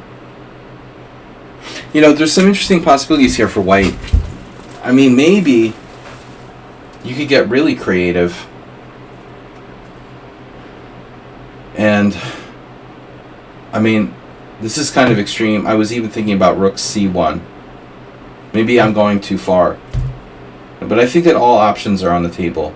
Moving the rook to allow for the bishop to drop back to f1 is an option, a serious option. But if you want to go with the d3, then your bishop gets stuck. And there are various problems. Knight b4, knight e5. We got to be careful about the bishop. So, yeah, like this is a problem. And now c2 is attacked. We have to defend it. But the position is fine. I mean, white is fine. White is not worse. But anyway, okay, acerbate's opponent played the horrific h6. And the only justification of this move is, I guess, retreating the bishop back to f5 and having a backward path, a retreat square for the bishop. Yeah, you can play h3 and g4. But I think in most cases black should trade. Now it's definitely reasonable to do h3. But I think if you did that, you're justifying this bishop f5 to some degree. So now I think it doesn't make as much sense to play h3 and chase it away.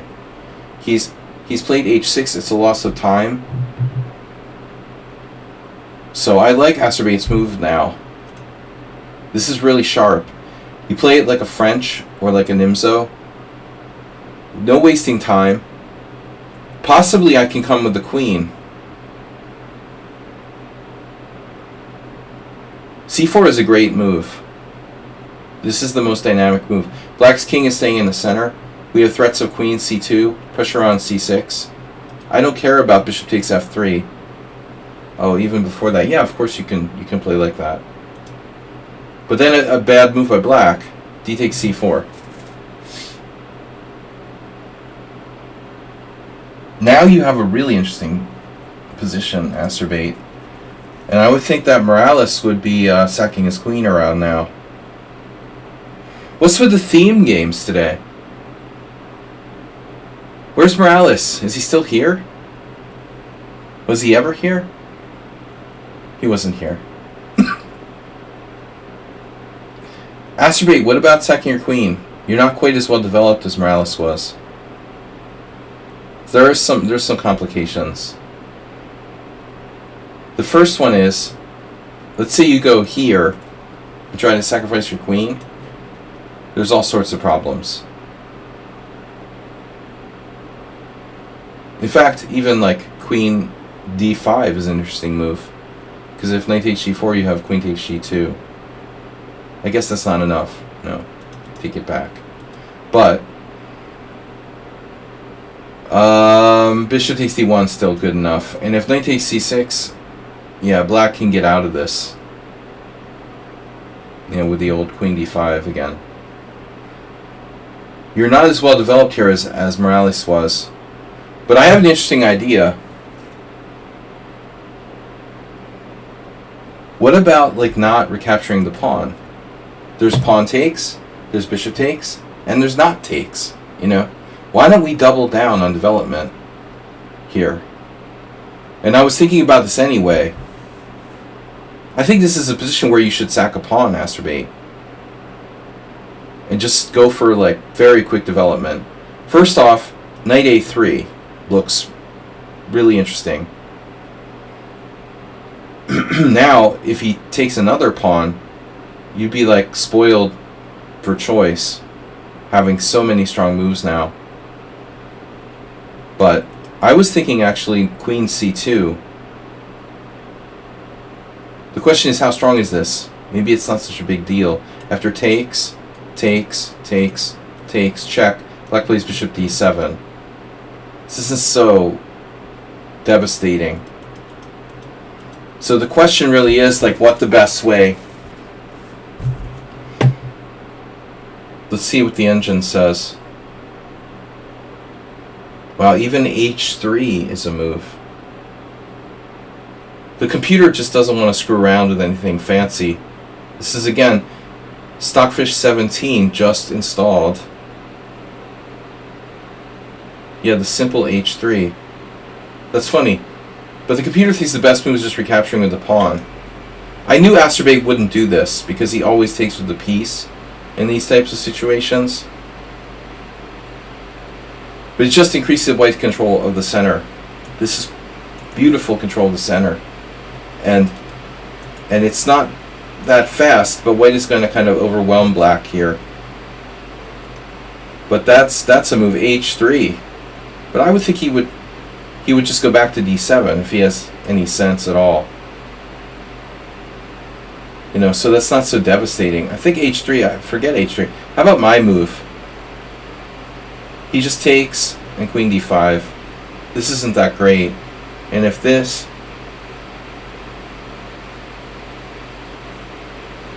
So to see, the computer's smart though. It doesn't capture on c6. It just recaptures here. And after bishop takes f3, it's like a Nimzo. It's basically a Nimzo with reverse colors. A very pleasant Nimzo for white. Okay, Astrobate, you played a lemon. Bishop takes c4.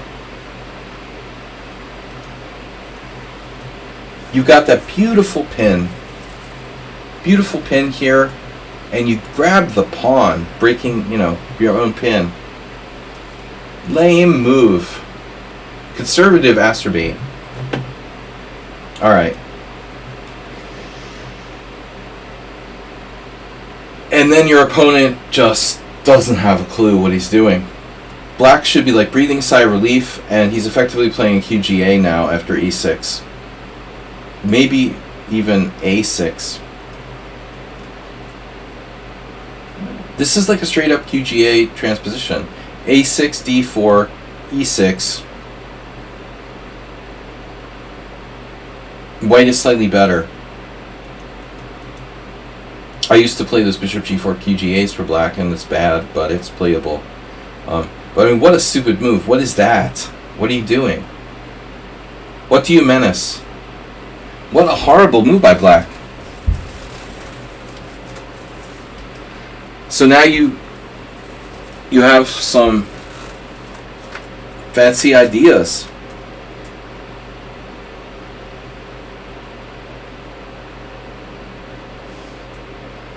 The problem with this move, besides just like losing time, is like, what the heck does it do? You know?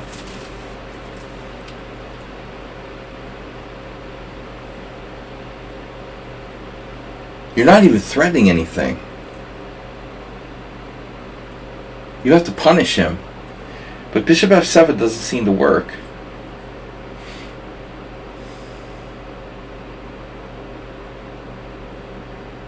There's nothing fancy. Oh my god, he did it. How are you going to do this? No. No. Oh my god.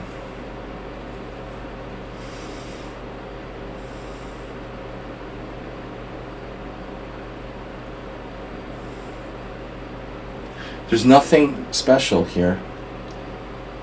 I think your best your best option may just be to do like h3 ultimately. Maybe he thought he had a threat, like it's possible he forgot your knight was defending that or something. I mean, I don't know. He would go back.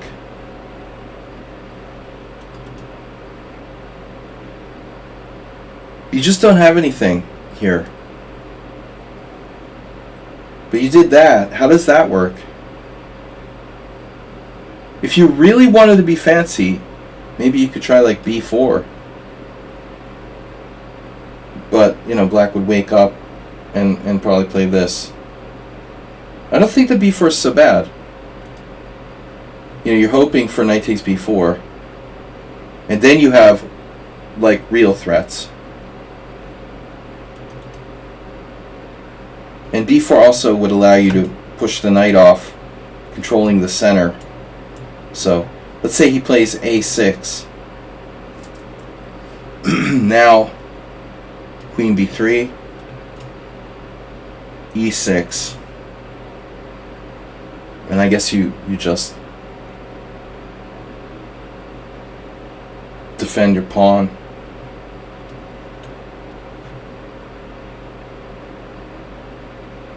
But again, if he ever does this, he's got nothing.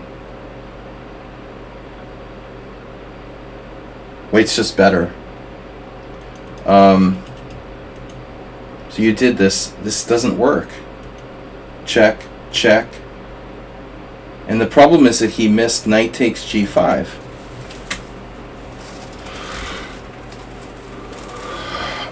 I mean,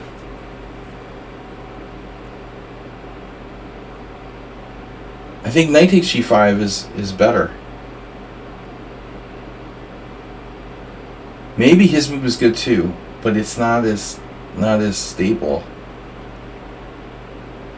With h takes g5, he wrecks the structure. Okay, this isn't so easy. Let's see. Knight takes g5, queen takes g4. You're down a piece, and you have one pawn for it. And your queen and bishop are active, and his king is a little bit open, but it's not enough. This is not enough. You are not better here. You're losing. You're down a piece for not enough compensation. These tricks. D-trick. Barney Miller. That's a long time since I thought of D-trick from Barney Miller. Uber Driver, when he's here, he always mentions Barney Miller. No relation to Barney Rubble. Guys, we're trying to analyze serious games here, but Asterby keeps doing unsound things. This is against principles. Why are you sacrificing a bishop when you have a good position? You're going from slight advantage to losing, and at best case, unclear. Yeah, this is really sick. And the other thing is, like, this would normally be the kind of position where you have some sort of knight g5, but it's not even made. After bishop takes d1, check here, and then check here. Actually, though, this could fly. Check. It's a funny position.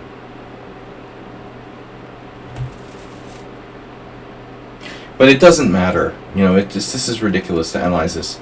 Because if bishop, you know, if knight g5 he takes with a knight. Well, actually, no, that might be valid. Let's have a closer look at this for a second. No, seriously. Knight g5. This might be a better version of what you did. Because here you just have a positional advantage. And that's definitely plus EV. In statistical terms. Plus expected value. You're more likely to win the game after this move than not. But after knight g5, what I'm concerned about is... What am I concerned about? Bishop takes d1. Bishop takes f7, check. King here. And now, first off, you have a draw at best. You know, unless you have some insanely secret move I don't see here. It looks like you have to take a perpetual with bishop f7. I think that white is winning, or at least drawing here. After king d6. Bishop a3 check is key. Yeah. But here,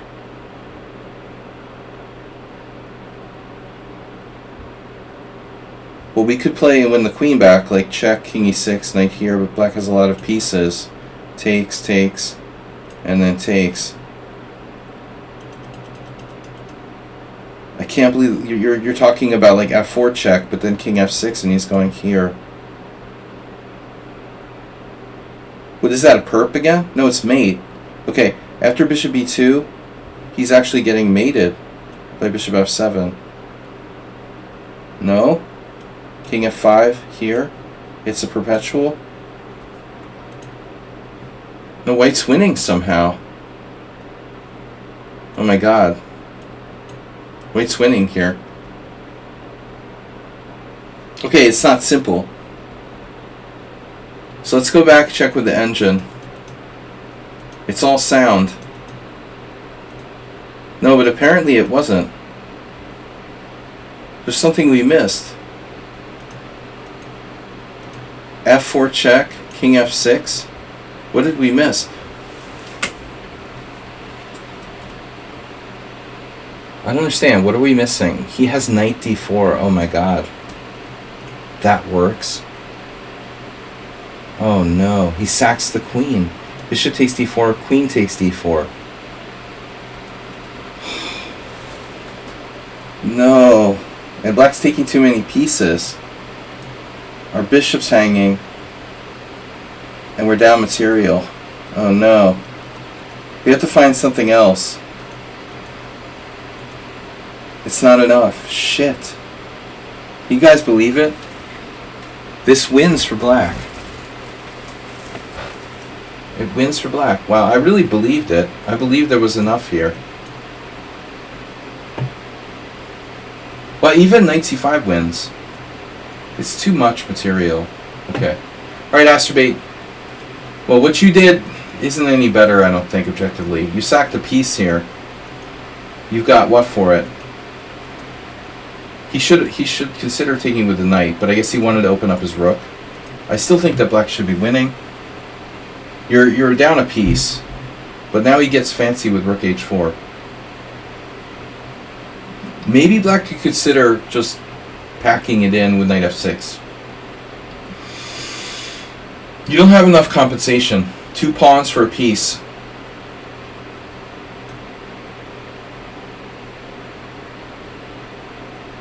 He doesn't listen. That's the problem with his lessons. Black got a little carried away with rook h4, and now he has 2 pieces that are precariously placed. So it didn't really help black, and I think he still should pack it in and go back. And now he's just like losing this pawn with tempo. Though even this might be enough for black. Rook g4, queen f5. Now queen is almost trapped. But he just refuses to compromise. Now you have queen e6 check, and that's a very important square. Big weakness in black's position now. Well, he's losing the knight. Now he's really losing a piece back, and suddenly things are better for white. That's all it took, was like 2 mistakes. I mean, I think you go back to this point, you know, and why do that to yourself? He could have taken with a knight, and now after queen to hg4, black's up a piece, but his pawn structure stays more whole.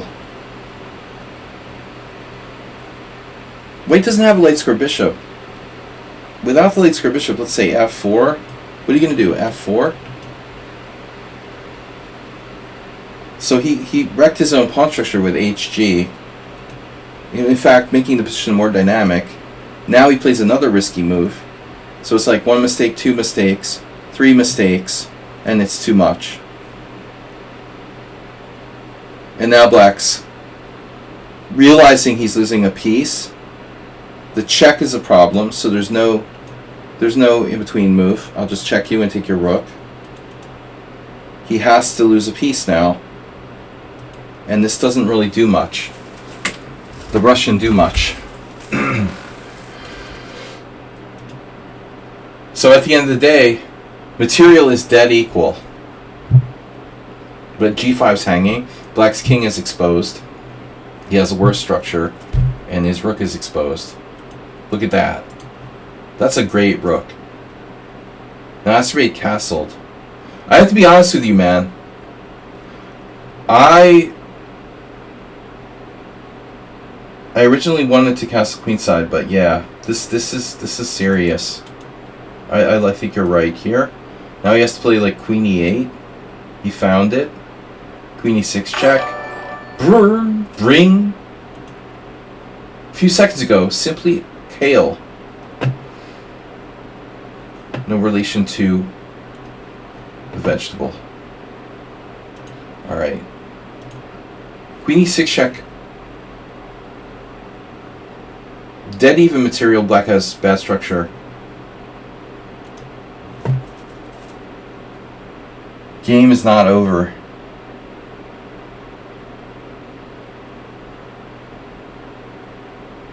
My first and only ID that I used to go to bars was this ID I got from somebody named Kale.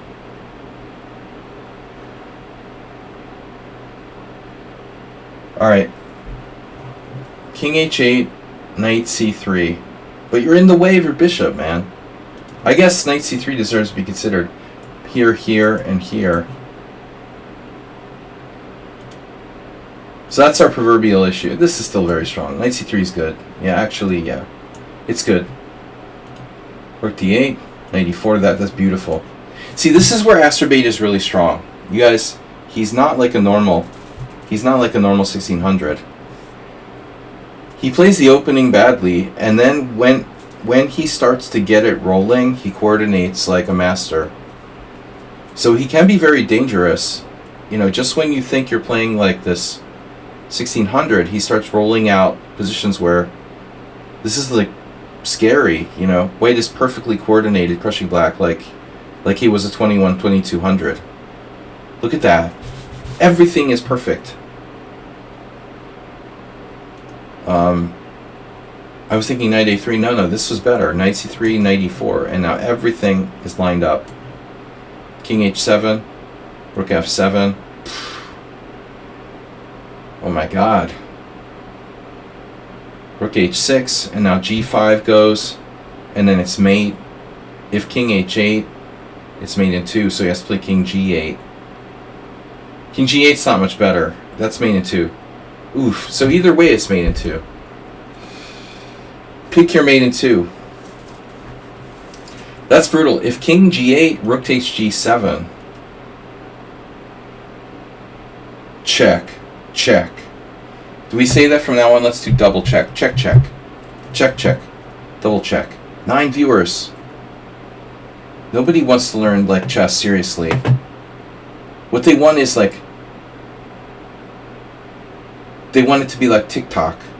You just watch 1-minute videos and learn how to play chess. That's not how it works. You have to go deeper into the game. And I'm trying to help people to do that, but it's hard going. Rook takes g7, king h8, and then queen takes h6. So either way, it's mate in 2. King h8, beautiful.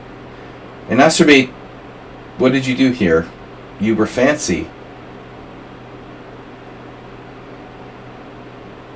You could have played queen takes h6 check, and this is the most beautiful. You actually do. I may quit, what? Epidemiology to come back to chess? I thought you were studying veterinary medicine.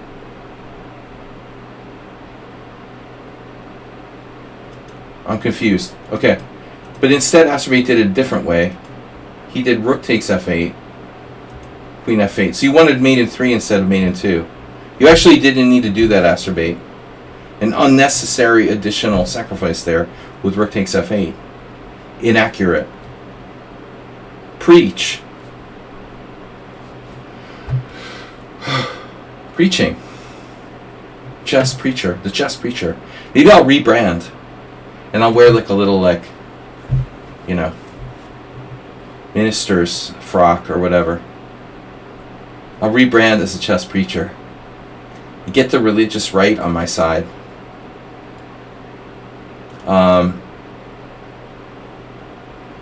Alright. Anyway, Acerbate, nice finish. For Acerbate, it's the finish that matters.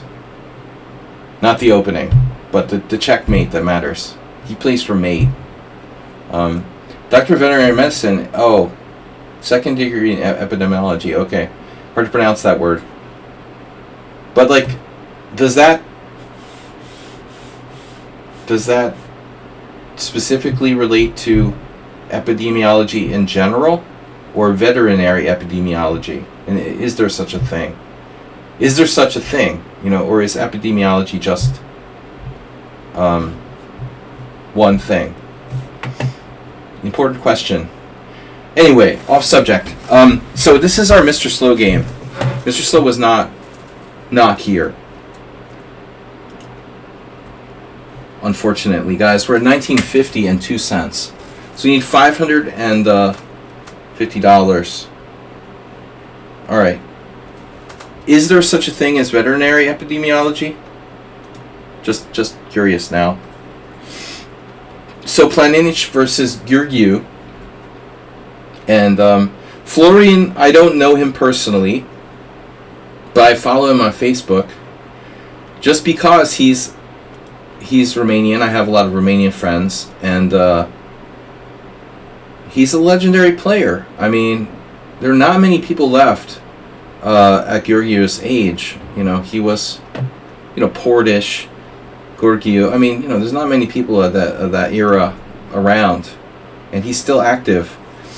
I think Georgiou travels to a lot of tournaments as like a honorary guest and stuff, although he hasn't played much in years. But anyway, this is Planinich versus Georgiou.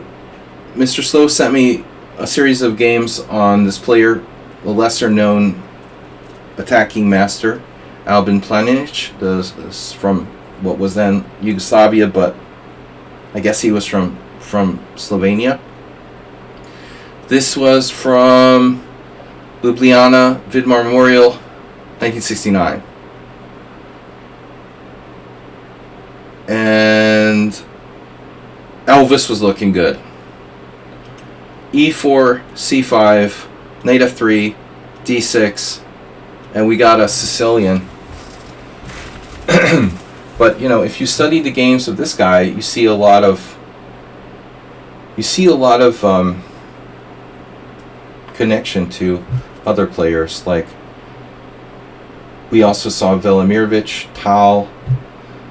There seems to be like this sort of hyper-aggressive attacking school of chess, and Planinich was among them.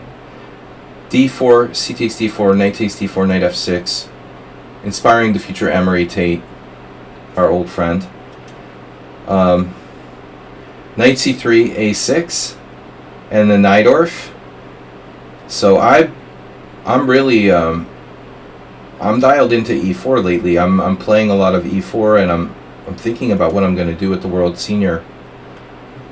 But I think my strength lies in being flexible. So as much as I want to play E4 all the time, it wouldn't be a good idea for me to play it all the time.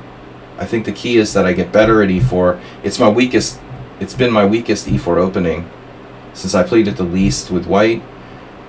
I want to have e4 as an option, but I'm going to play in my own practice whatever I think, is best against a certain player. So, all right, bishop g5. In this era, in 1969,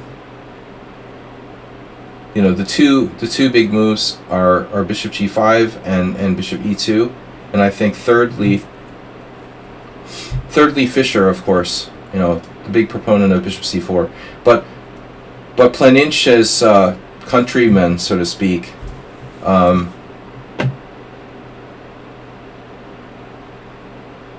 Saeed's is also a doctor. What?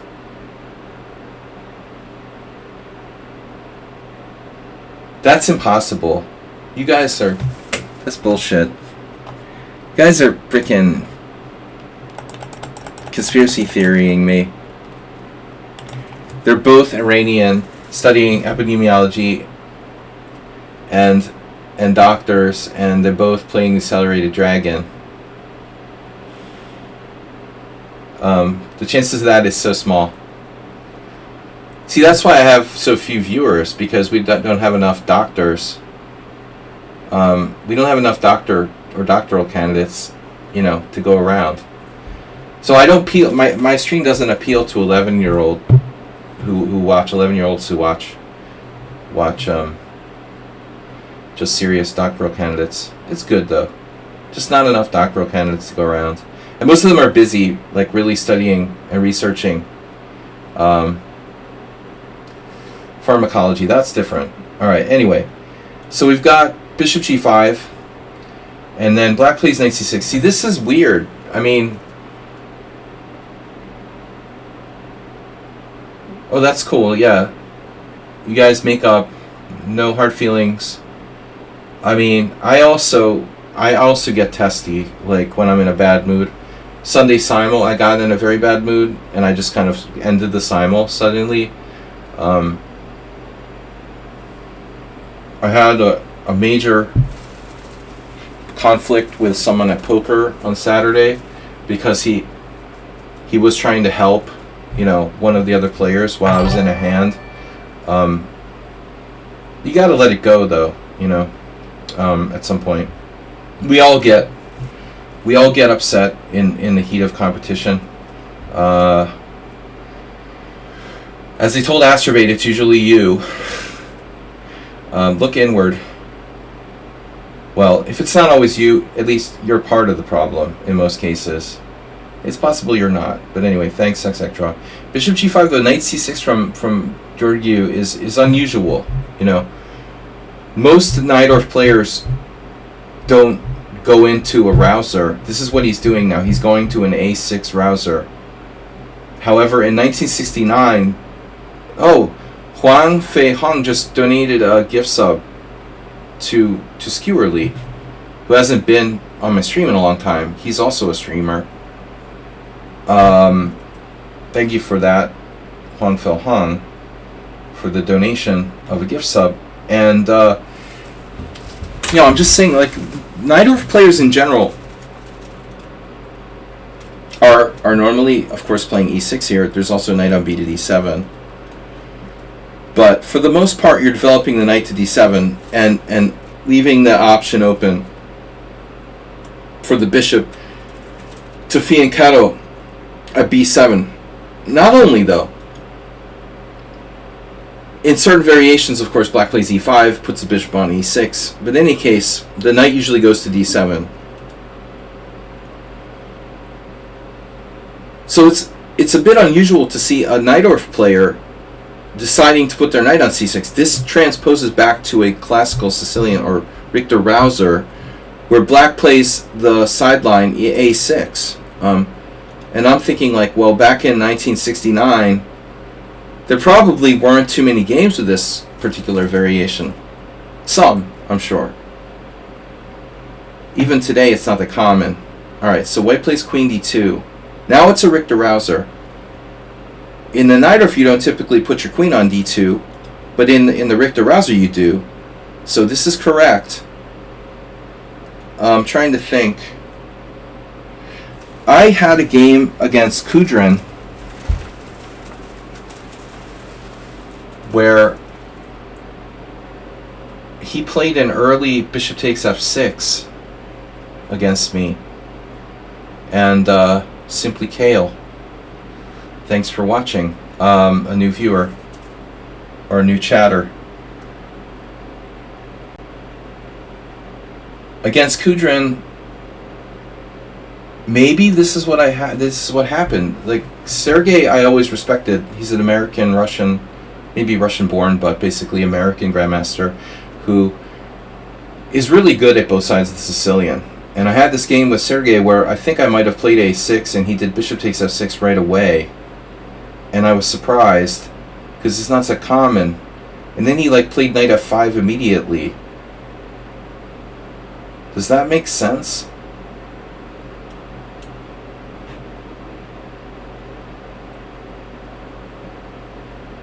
Have you heard of Wimpy's system?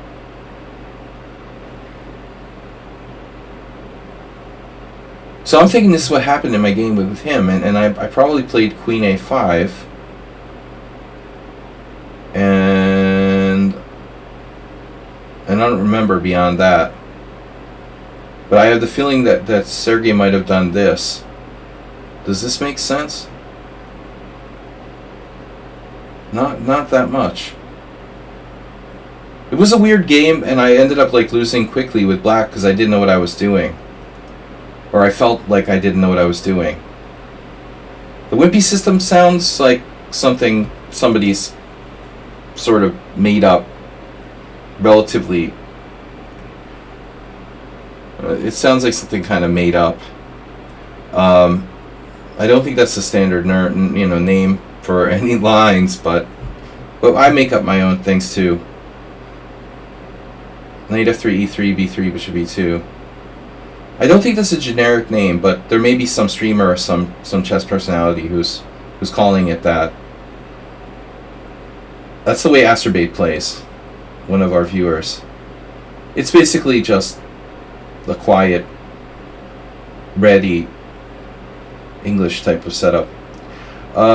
Anyway, I can't remember, but I think Sergey did that. It's a possibility, but okay.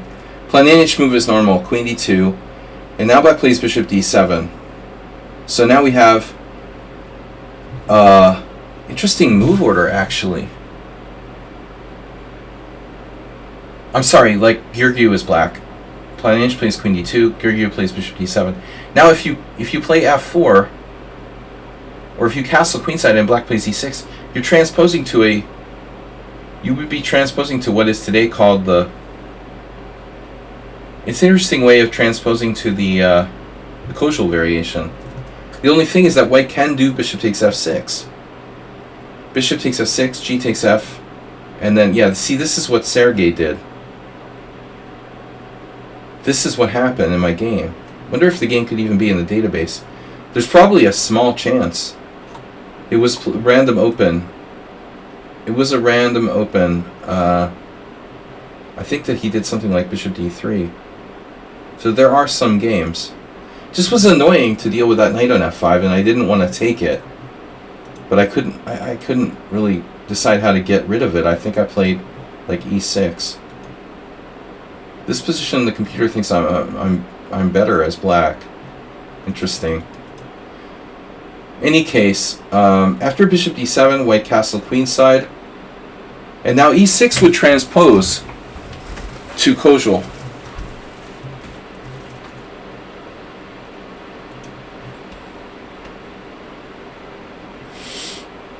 Which is a popular line today.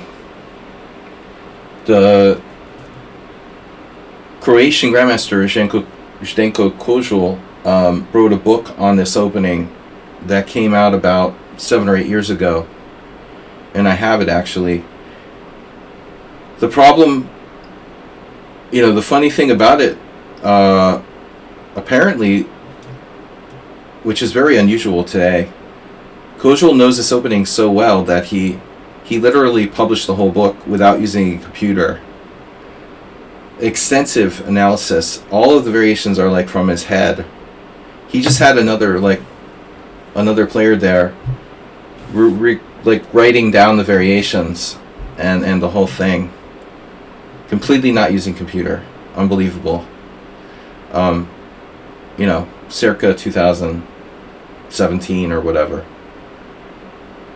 Of course, he got beat up in a bunch of games against the top players he played. But yeah, b5. Anyway, this is interesting. What Giurgiu does here, b5 without e6. So this looks risky. You're not playing e6. That means that this square and this square are accessible for white. So I think, again, I'd be concerned about a Kudrin type of thing happening here. This right away is possible. But I think that we might have issues with this. Maybe not, because then I can just take on f6. So even knight f5 right away is possible.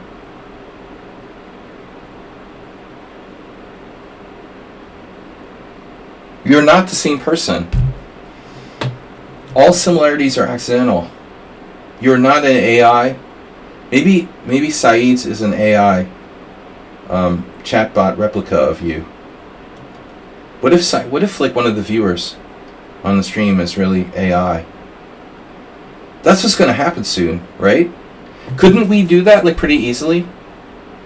Couldn't you do that pretty easily, like program AI bots to be viewers? It's just a matter of time. It's probably already been done. But I mean, not just viewers who like click and watch, viewers who actually interact.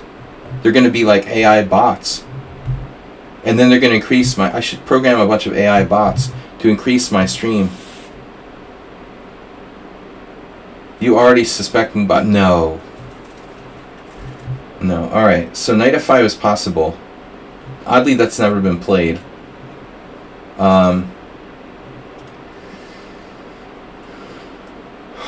But white played knight takes c6. This is a normal idea. But there's Kuprejcik again. 1982. Twice. Oh, by the way, on the Kuprejcik front, by the way, that he's famed for the specific line of the Sicilian. So after knight c3, he played bishop d7. This is his variation. It's like a hybrid. I always want to like do knight a6 somehow, but I don't think that normally happens in this line.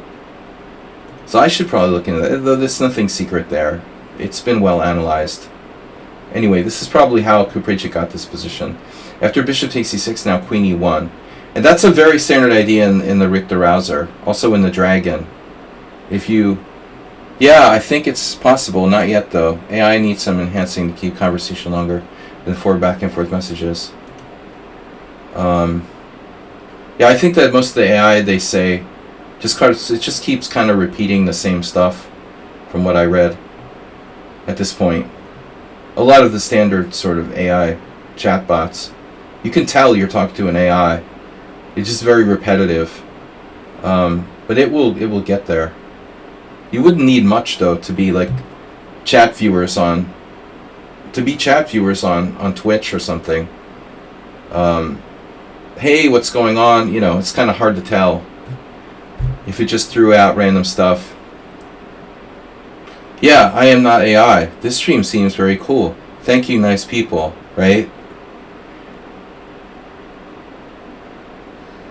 But I mean, the point is, like, black hasn't played e6. How is that going to cost him? Eventually, white's going to land a knight on d5 or something. So someone played b4. I played this woman, Leti Fuang, that exact year, actually, 1997. In fact, I played in that tournament. Wow, what a coincidence.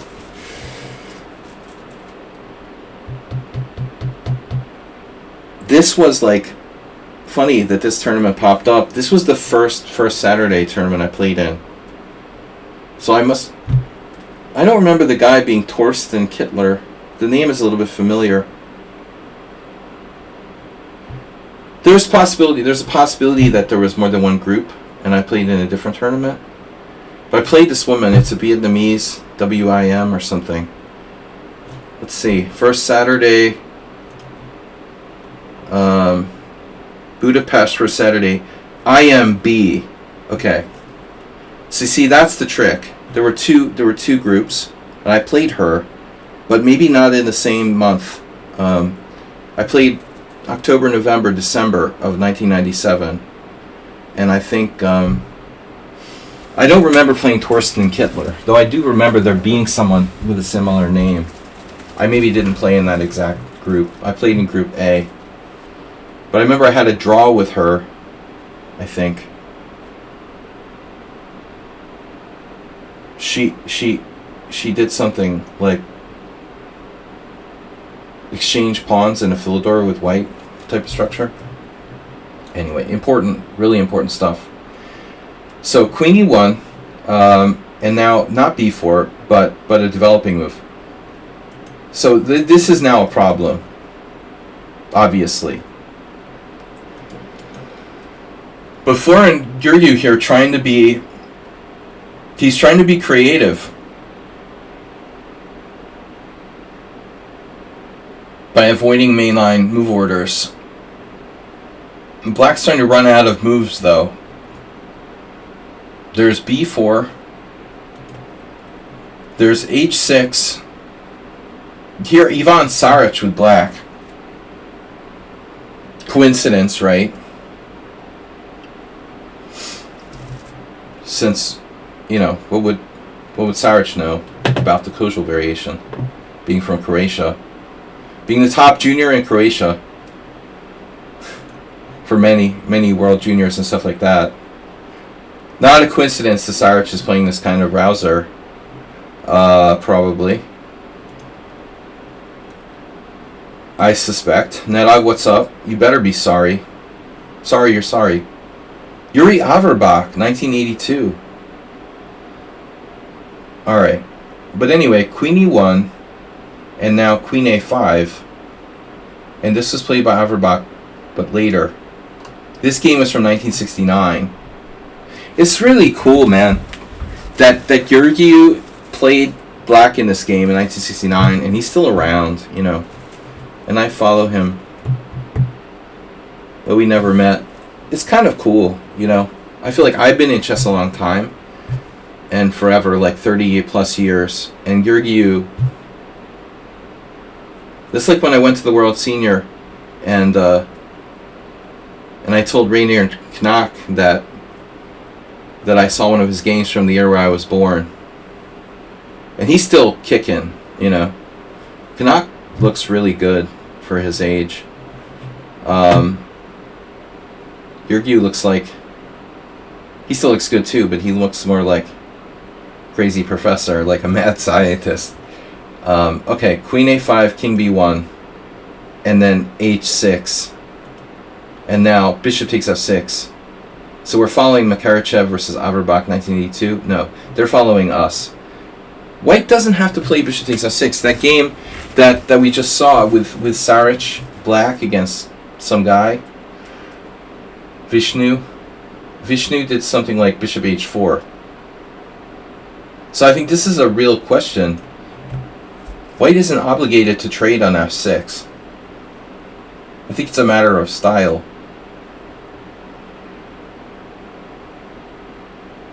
That's our good bishop, so we don't have to give it up. And black's bishop is buried on F8. Vishnu did like Bishop H4. But you're running a risk if you do this of like G5, Bishop G3, Knight H5. And you're going to like lose the bishop anyway. I am particularly concerned Bishop D2 even. And I'm concerned about Bishop G7 becoming a freaking monster. That we don't want to have happen. I think that's our big problem. And there's nothing guarding this diagonal, so black just goes Knight H5 they pick up our bishop and then put the bishop on the long diagonal. So your suggestion of bishop d2, you know, the problem is, okay, it's kind of lame, you know. You're blocking everything with this move. It would be better if we had f3 in. But I guess it's okay. Even bishop d2 is playable. Literally everything's playable. I mean, bishop f4. What's wrong with bishop f4? There's nothing wrong with that. You could play bishop f4. I mean, the drowned side might be like e5. On the drowned side,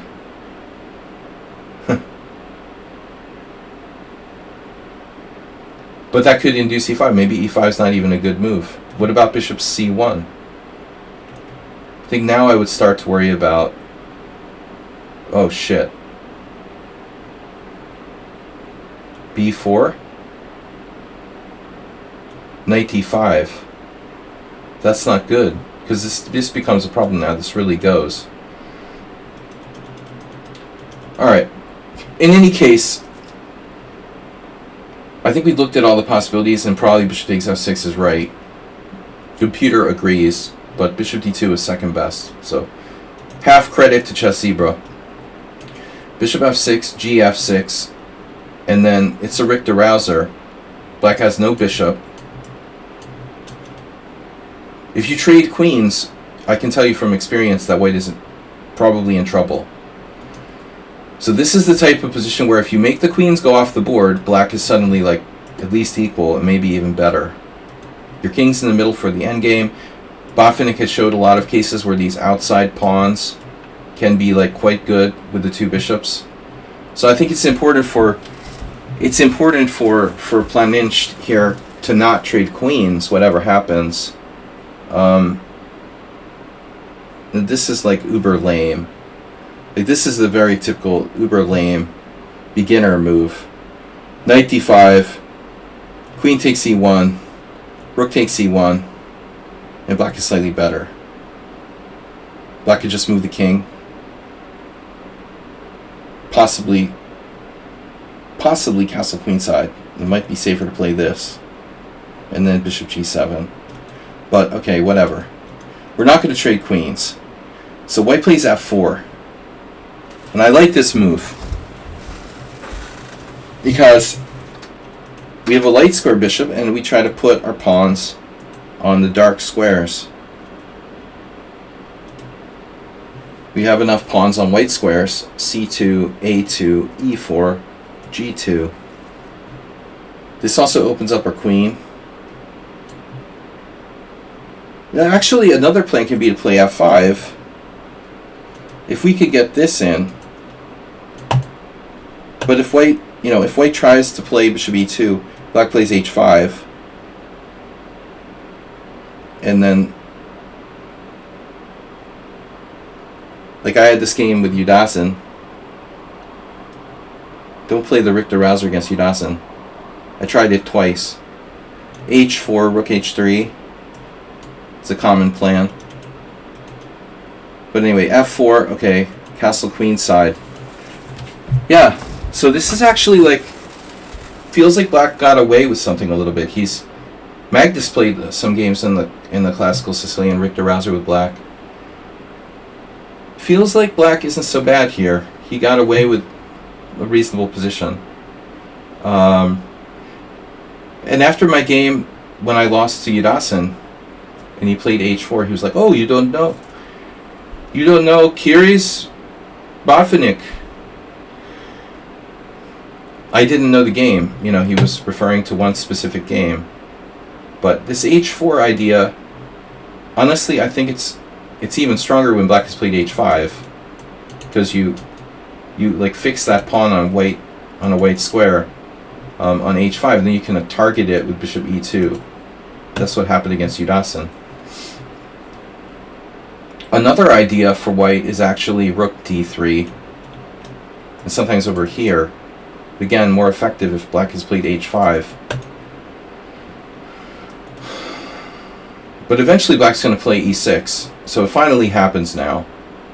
I think this is a very standard rouser kind of position, and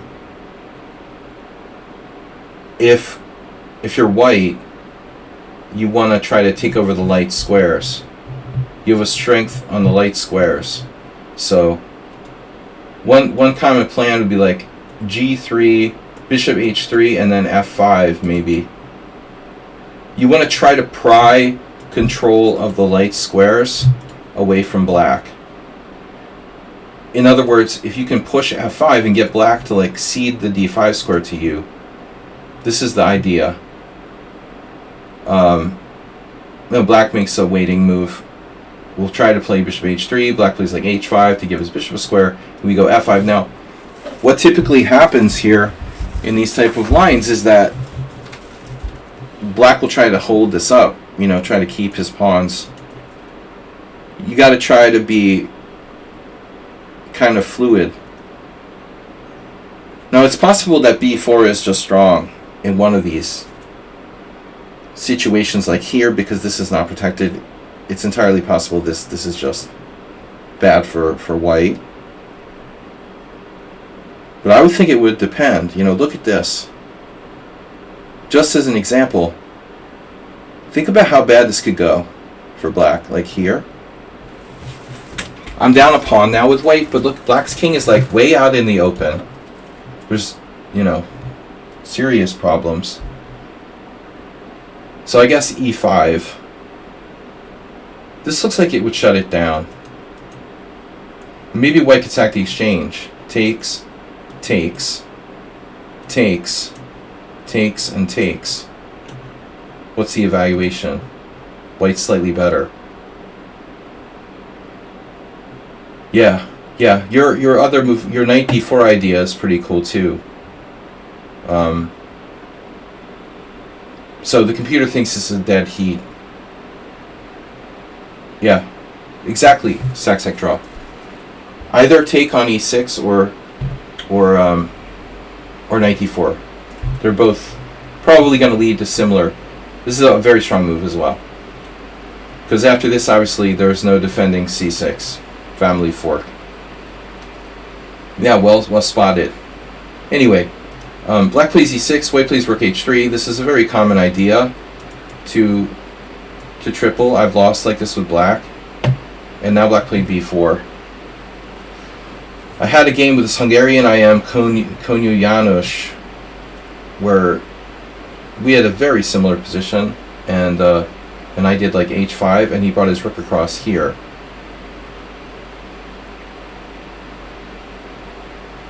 But somehow my e-pawn wasn't falling. Again, like b4 here. This is still dangerous, though. If you take this example. The rook on the third rank, black king is not safe here.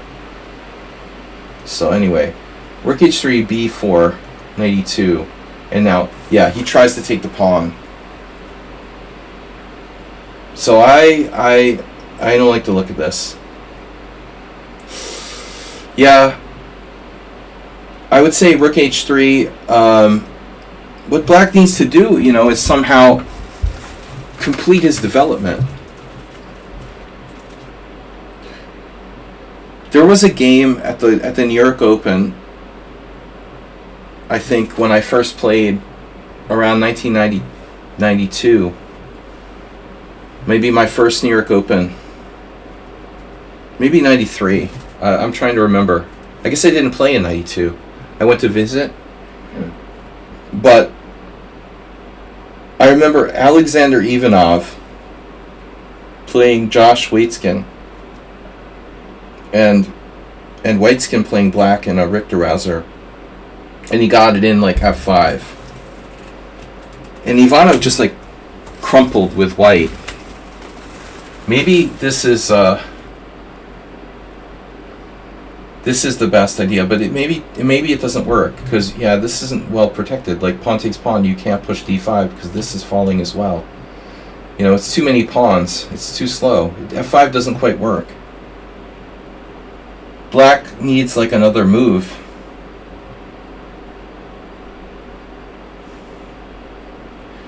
You could play f5, but only if your e6 pawn is protected. If f5 just takes, there's no time for d5. It happened something like that. Maybe he even like pinned Ivanov, I don't remember. Like this almost works. But not quite. You know, black just isn't quite developed enough. b4 knight e2, bishop takes e4, knight d4, bishop d5. So b4, this is the game. b4, knight e2, bishop takes e4, knight d4, and this is the game. But he didn't play bishop d5. It looks very dangerous for black. I think this is too dangerous. There are too many problems. The queen's not protected, the bishop's not protected. The king on c8 is vulnerable. Your bishop's not even moved off of f8, the rooks aren't connected. You know, it's kind of like, you don't even need, you know, it's like you don't even need to calculate. It's just too many, it's like a murder mystery where there's too much circumstantial evidence pointing to the murderer. I mean, even like a3 looks dangerous as a threat. So f5, even here. I guess here you have d5. Then the fork. There's like an endless array of problems. You know, even if you think you have a tactic like take, check here, king here, you can't even take the knight because your queen is pinned. Essentially, black has too many problems. He's not, like, he hasn't completed his development. I think grabbing the pawn is too dangerous. So, my advice for black here would be, like, okay, what would Magnus do? If Magnus were black, what would Magnus do? I mean, this is a very standard recommendation, but maybe it's not essential. So let's say king b8. You know, get the king off a white square, get the king off the c file.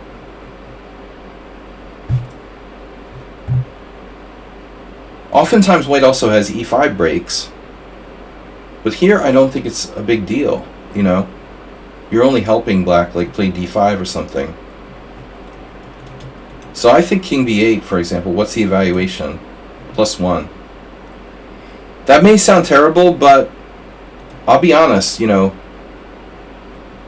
mainline browsers, a lot of times the evaluation is close to like +1. The computer doesn't like black structure, and like, but objectively it's not so easy. You know, I think you see a lot of main lines, 25 moves deep in the Kojal book, where, you know, the evaluation is oftentimes maybe close to like +1. But that's not lost. You know, black isn't lost necessarily.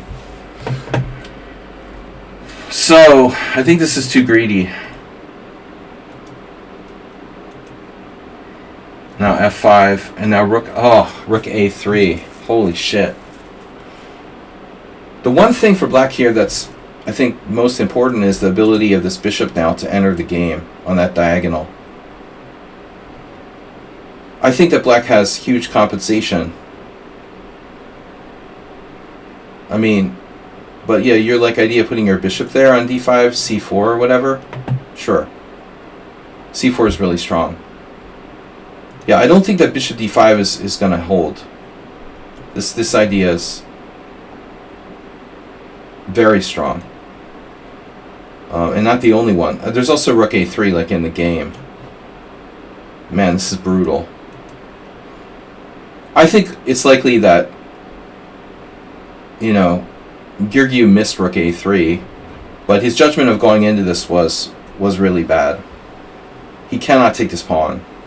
It's just too dangerous. And now, bam, rook a3. And now this is falling and black is dead.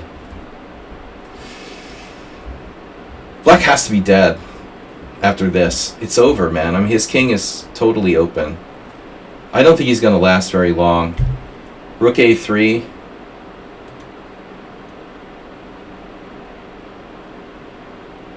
Now, you know, maybe he threatens to play bishop g7. So,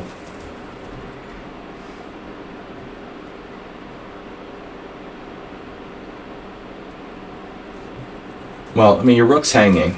So you could consider rook takes a6 or bishop takes a6 check. And that's about it. I think what I don't know is what's going to happen, like next move. We're just going to play rook a4.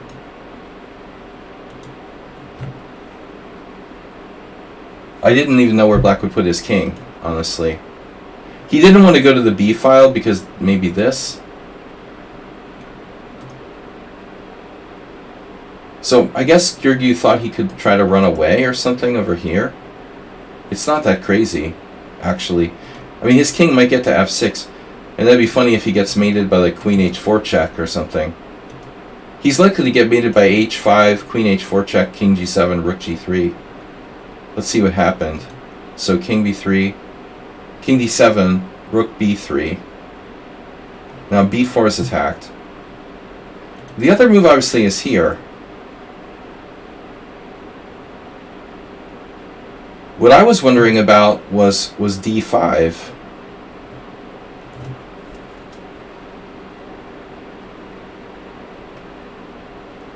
That allows bishop.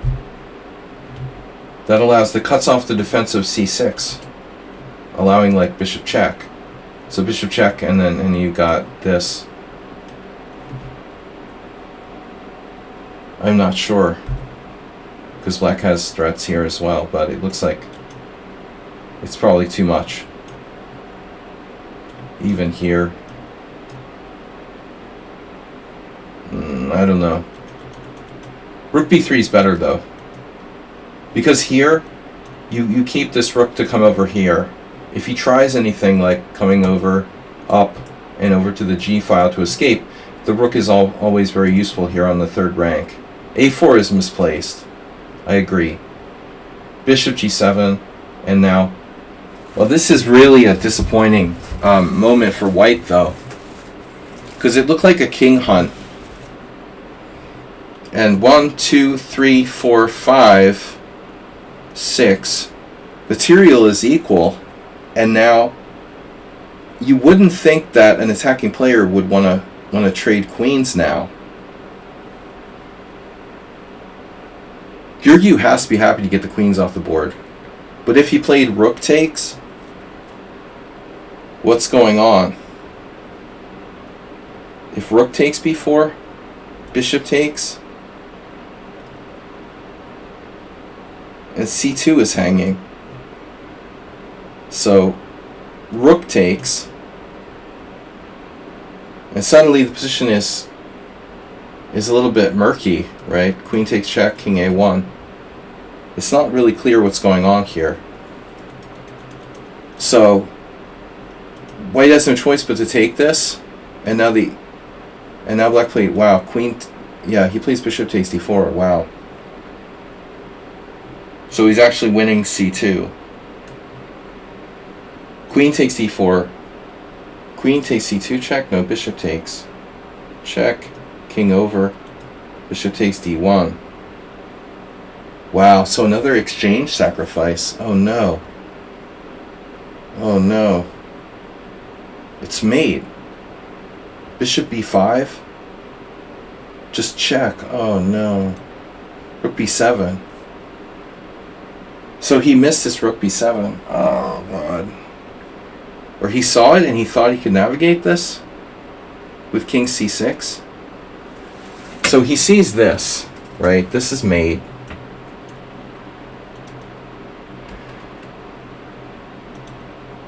So he's up a rook. But there's like queen a4 check. No, there's not. Oh my god. Wow. So this is the point. Like, Georgiou thought he was safe. He thought he was safe. There's no queen a4. He just has to take. He must have thought he was safe. He's up the exchange. And then it slowly dawns on you that you're like, wait a minute. White doesn't have any immediate threat. It's the kind of thing that's easy to overlook. You're just like, well, everything's fine. I'm up the exchange. And white doesn't have an immediate threat.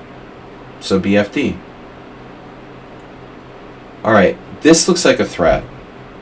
But on the other hand, like, if you come back, then black king can walk back. So why is this so deadly? It's even black's turn. So we're threatening queen a4 check, king d5, and rook b5, winning the queen. Black prevents that by playing rook b8. So you're still like, what's the big deal? Queen a4 check, king d5. What's the big deal? Maybe Guryu even thought it was a draw. You could be thinking like, okay, queen d1 check. Actually, here you have queen d4. No.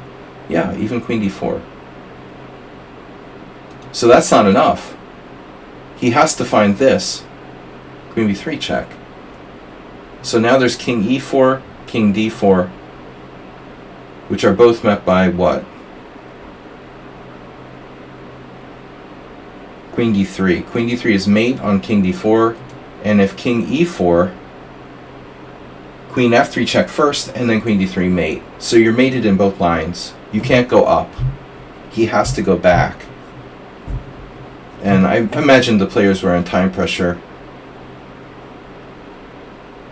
Well, yeah, he has to go king c6 now. Jesus. And I imagine that black was thinking like, oh, okay, it's a draw. But that's okay. It's a draw, whatever.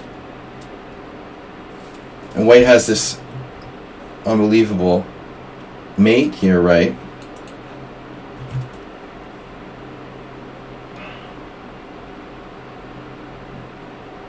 Can't take, and his rook's attacked.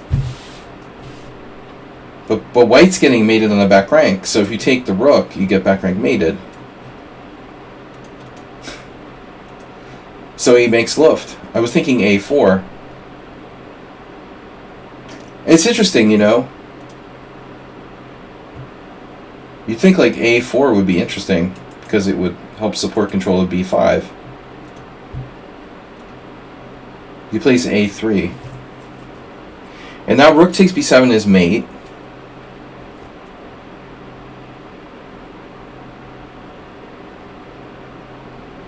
So does black have a defense? You can't, you can't take on b7 and your rook's hanging. So you can A, move your rook, B, check white,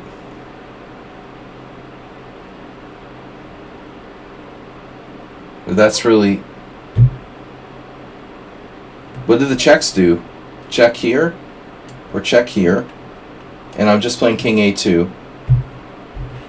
So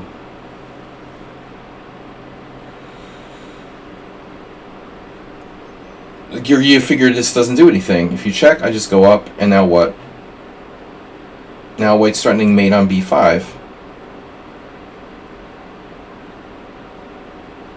And you never get away, like rook takes, queen takes, check, king c5, and you drop a queen. So if it's not mate, even if it's not mate, you're never getting away. So the queen has to stay around there, and he played queen a5. I don't think there's anything better.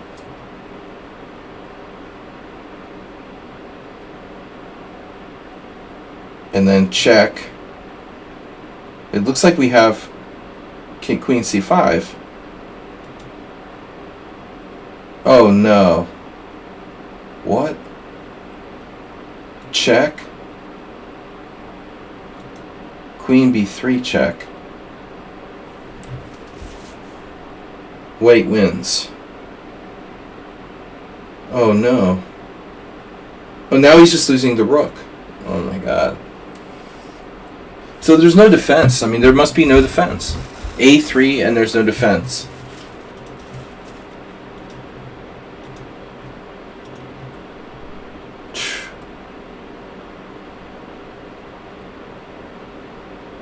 A4 is a draw. Holy shit.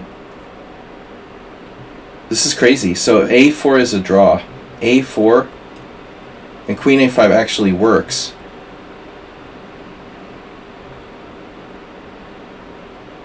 Because we don't have queen a4 check anymore. Queen c2, queen c5. We need queen a4 check.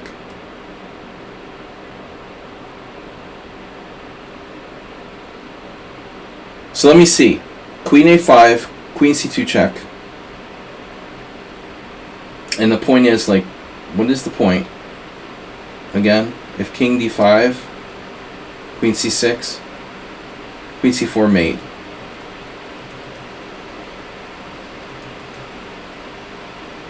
Yeah, it's crazy. Like, queen a4 check just repeats moves. a4 is a draw, and this just is the only move that wins. And black has no defense. So it just comes down to, like, the king being absolutely safe here and controlling b4, but ultimately leaving a4 open for the white queen. Yeah. That's why a4 is not a win. He needs that square for his queen. His queen has more mobility. So a4 just gets in the way. I was thinking, if it was a blitz game, I would definitely play a4. I'd be thinking like, well, yeah, maybe there's some line where I'll play like bishop b5 check or something. But all of those variations will drop a rook. So you're like never going to play bishop b5 check. And amazingly, after this, it's really a dead draw. Like, white just has to take the draw by repetition. Funny that it's a draw by repetition. And after a3, black's in Sichuan.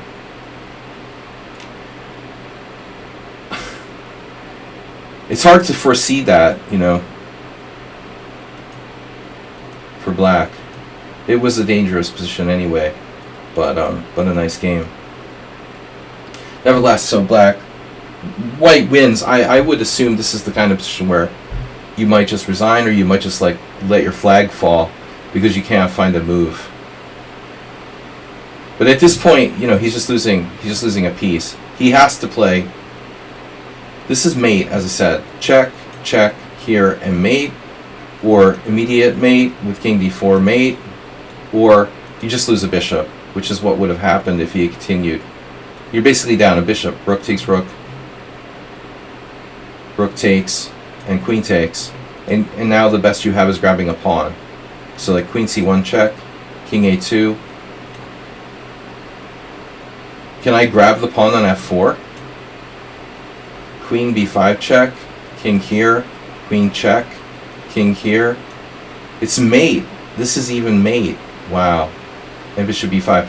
So even here you can't even avoid getting mated. He can't get away. Yeah, I mean, I think it comes down to a bad judgment. Black's position is a -1 rouser, but as I said, like many like standard lines in the Richter rouser, like causal variation and such, are probably around -1. But you just can't afford to make any mistakes. This is a big mistake now. I thought that black should play king b8, and Magnus would play king b8, but the computer actually likes b4. That's crazy. The engine is going into this. Another move is rook d7. Okay, I've played similar moves. b4 here, bishop takes e4, and now knight d4. It thinks f5 was best. Wow. Wow, so we're missing, something was missed here. Alright, we missed something. I gotta go, guys, but time is it. We didn't cover many games, but any good Waitzkin stories? That's funny. Yeah, like, not really. Well, there was the time that I played him the first time in like 1991, and he wouldn't give me a draw. It was like he had rook against bishop, and that's all the pieces that were left on the board. What?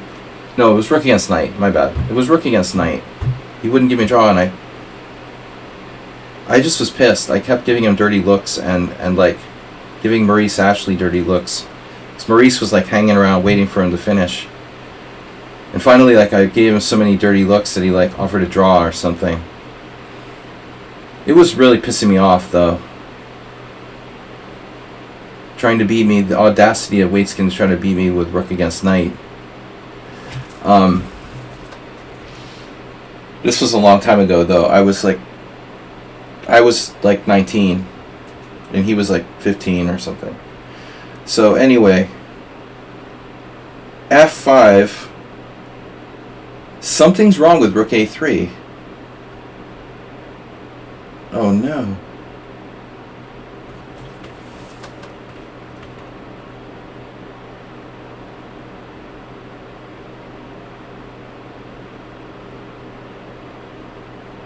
There must be something wrong here.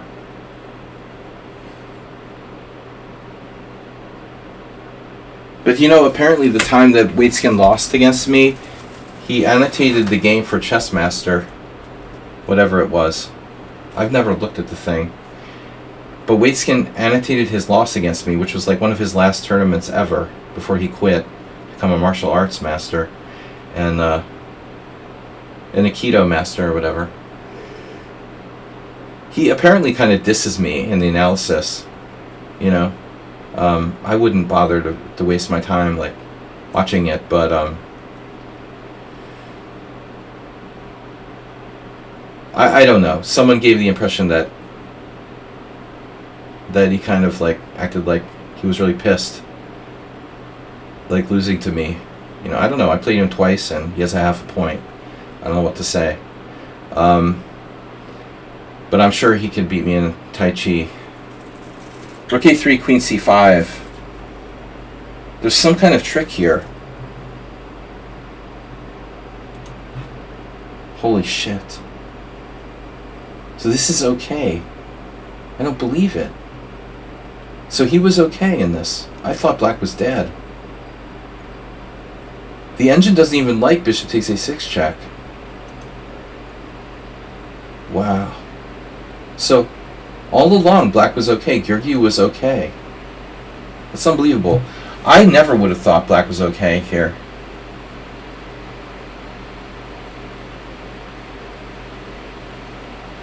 I would have thought that black was worse the whole time. I thought he definitely was worse. That's crazy. But rook a3 is apparently a mistake. And after this, the bishop g7 was okay, even. Queen takes b4. Unbelievable. Even this. Queen takes d4. Bishop takes c2. King a1. And it's only now that he blundered.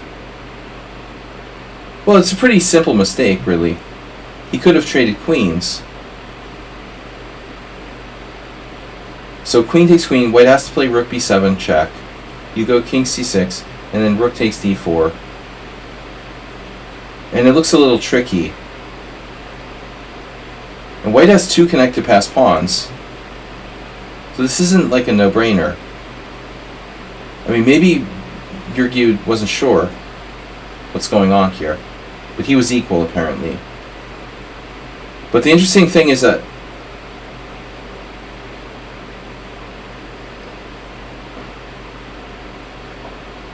they made a movie about a kid. I know. Well, he was I played him in 1999, 98, 99. That last game was exactly around the time when he quit. And he was, I think, frustrated because, you know, Maurice got the GM title. And I think they were big friends, but also rivals in a way.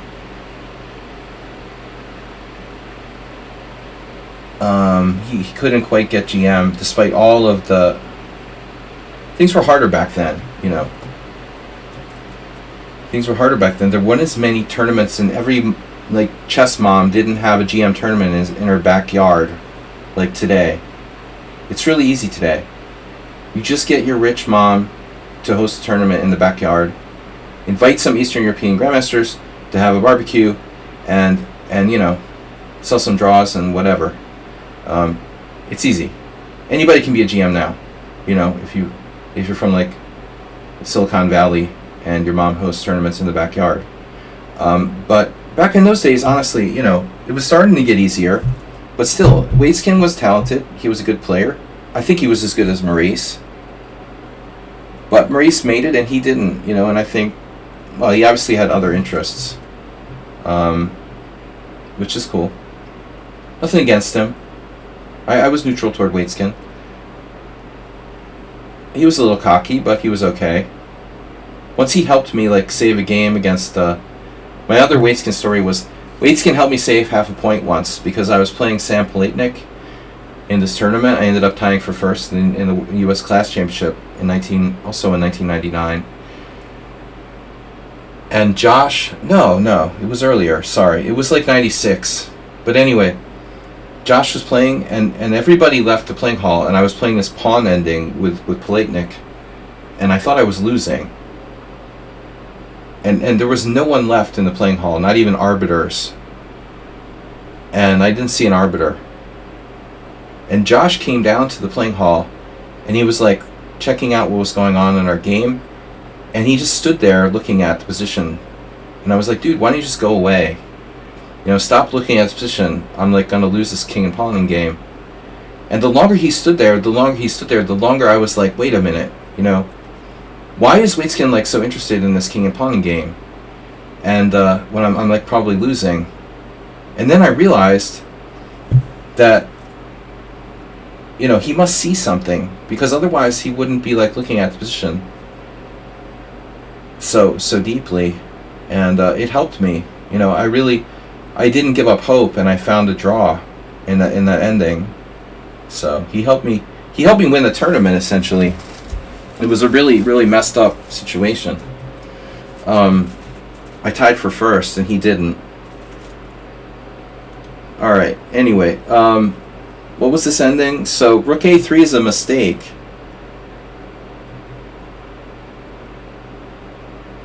This is a beautiful move, and we all loved it. But Planich got carried away with the beauty of the move. The beauty of the moment. That was a funny tournament, dude. It was like when they were first experimenting with re-entry in major chess tournaments. It was 1996. Am I lying again? Probably. Yeah, I think it was 95. Whatever. 1995, U.S. Class Championship. I have lots of stories, right? Dragonfly? No, that's Dragon Hunter. No, you're such a nerd, man. You can't even, like, notice your own friends. You can't recognize your own friends. Just because he has dragon in his name doesn't mean he's the same person.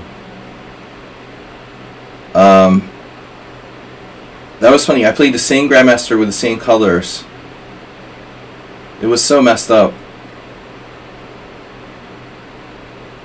It was so messed up. I played Palatnik in the first round. Because the field was so small. It was like there were multiple options for playing in the tournament. It was in Syracuse, New York. And I decided to play the longest schedule or whatever. There weren't many players who wanted to play the 4-day schedule or whatever it was. And I'm like, okay, I'm 2400 USCF. I'm gonna play some Potzer in the first round. I was bored, so I went to the hotel bar and I started drinking. And it was around 3 o'clock in the afternoon. I'm like, it's no problem. I'll have a few whiskeys, whatever. I'm going to play some 2000 player in the first round. So I'm loaded, and the pairings come out, and I'm playing Palatnik. I'm like, you gotta be fucking kidding me. Here I am, I'm like half drunk, and I totally expected to play a 2000 player. And I'm getting like the top seed or something. So I put up a good fight, but I got black, of course, and I'm half drunk, and I lost, and so then I'm like, all right, screw it. They have this new re-entry thing. How was it now? I re-entered, and I can't remember now if I won a game. But it ended up that I ended up playing Politnik again. I don't remember, in the second or third round. I got him again. This is illegal now. Like, they didn't know how to run this thing, these re-entry things, before, when it first started. So they didn't make it illegal to play the same person twice. It was like a freaking liches arena. So I played Politnik again. After losing the first time with him, I got him again with black again. And I was like, you gotta be kidding me, you know? And that was the pawn end game. Because of weight skin, I ended up saving it. I drew that game, and I saved it, and I went on to tie for first. I had like, I don't remember, like 3 wins and 2 draws or something. I won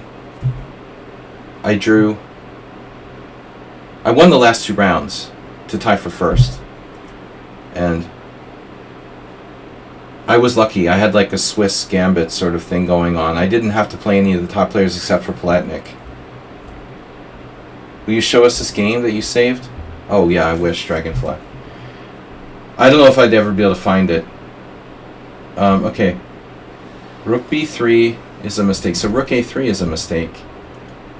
So he's supposed to play,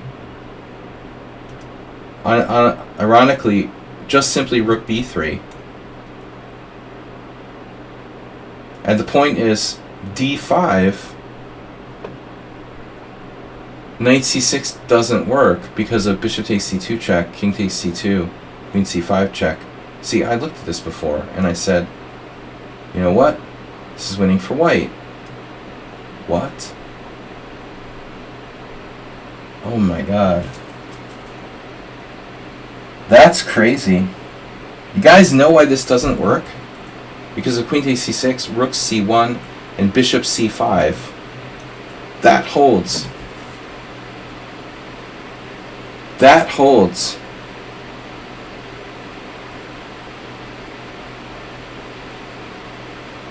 White has rook takes b4.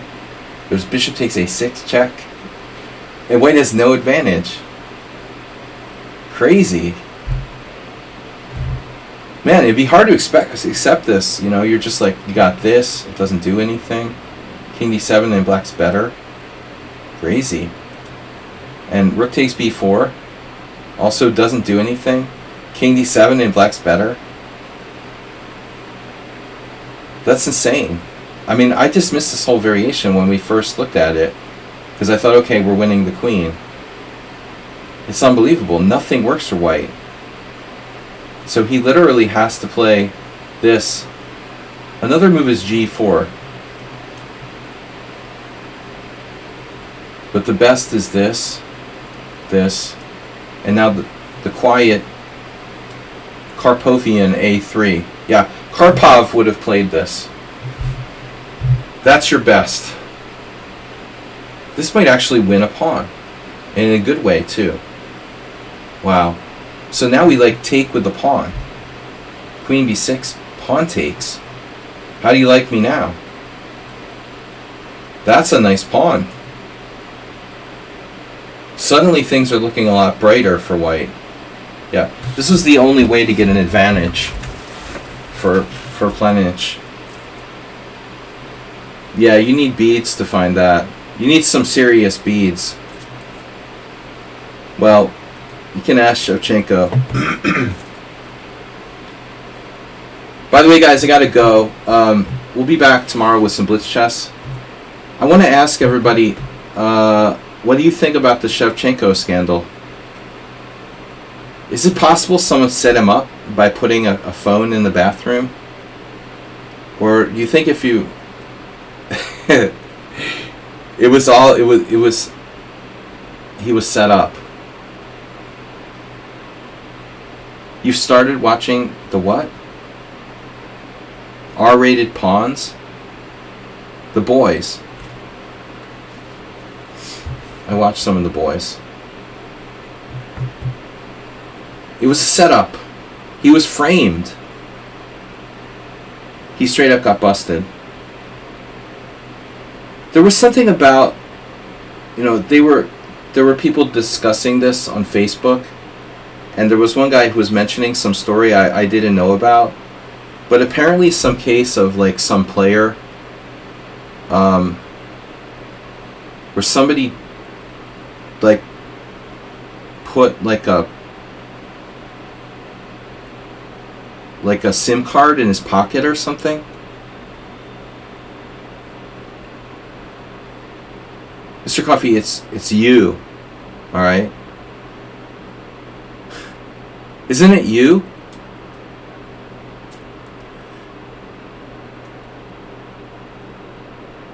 It's you.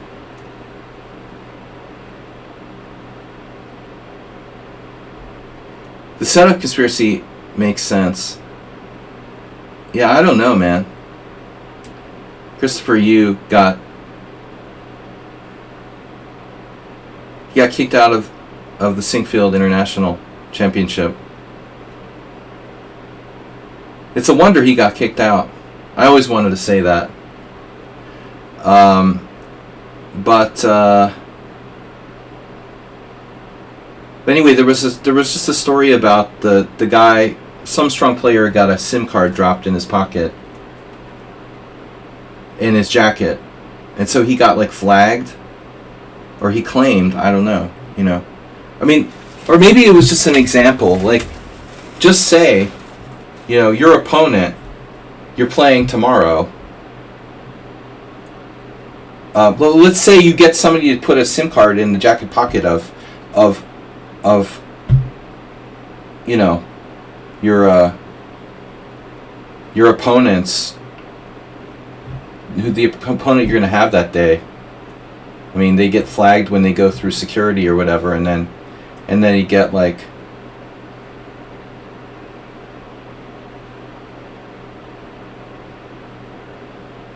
maybe they get like disqualified or something. It's an interesting idea that we have to be a little bit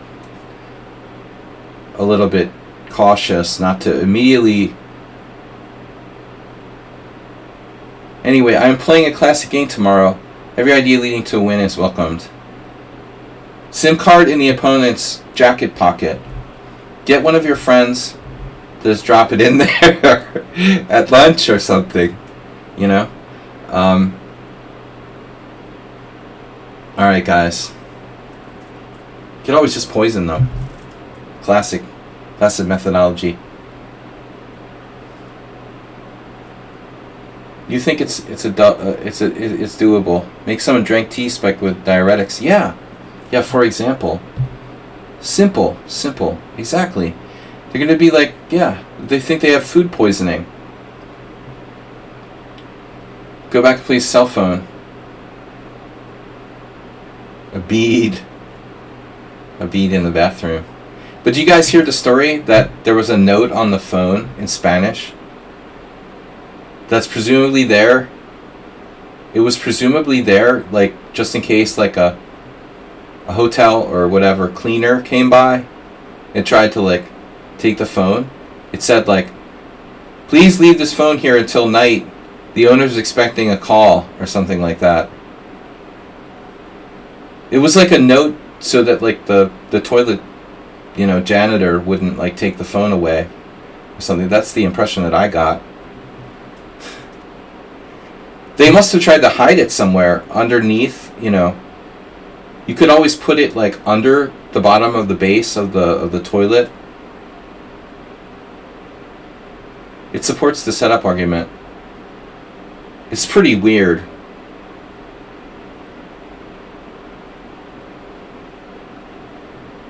Well, Shevchenko doesn't speak Spanish apparently, and the note was in Spanish, but I don't know if it was in his handwriting. Anyway, guys. Dragonfly Hunter. We've got all kinds of dragonflies. Dragonfly hunter. Now you found each other. We found you a dragonfly, dragonfly hunter. And a zebra. How widespread among title players do you think cheating is? Well, I told you guys about the Hungarian guy, Juhas Christoph, who got caught doing the same thing, red-handed, 2 years ago in the Hungarian Team Championship. Now he's back playing the Austrian Team Championship again because they didn't report him to FIDE or something like that, which is really, really bad. The National Federation caught him, and as far as I know, they didn't report him to FIDE. So he didn't get an international punishment or something. They banned him from the Hungarian Chess Federation. This guy was on one of my teams. I would sometimes see him on the street. He's really weird. He wants to be like a reality star or something. With him, it doesn't surprise me. He was on some celebrity TV show, and he always seemed to care unbelievably about what he looked like and stuff. So for him, it didn't surprise me that he was cheating, because all the guy seems to care about is his image or something. But was really bad that the Hungarian Chess Federation didn't turn him in to FIDE. So he's paid his Hungarian penalty, and now he's back in the. I can't believe they're letting him play in the Austrian team championship. He got busted cheating in the Hungarian team championship. You can't keep that secret, The Austrian players must know about it. I would refuse to play him. But anyway. Alright, Mr. Coffee.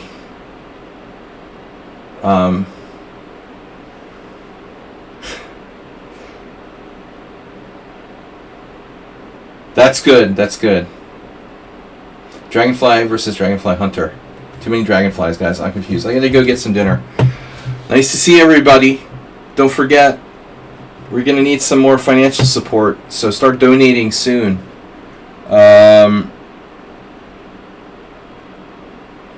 Well, yeah, I mean, that's not my phone. He just denies it's his phone.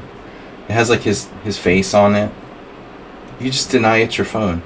It's a little different if you don't get caught red-handed. We'll see what happens with that story. But thanks, guys. I'll see you all tomorrow. Bye-bye.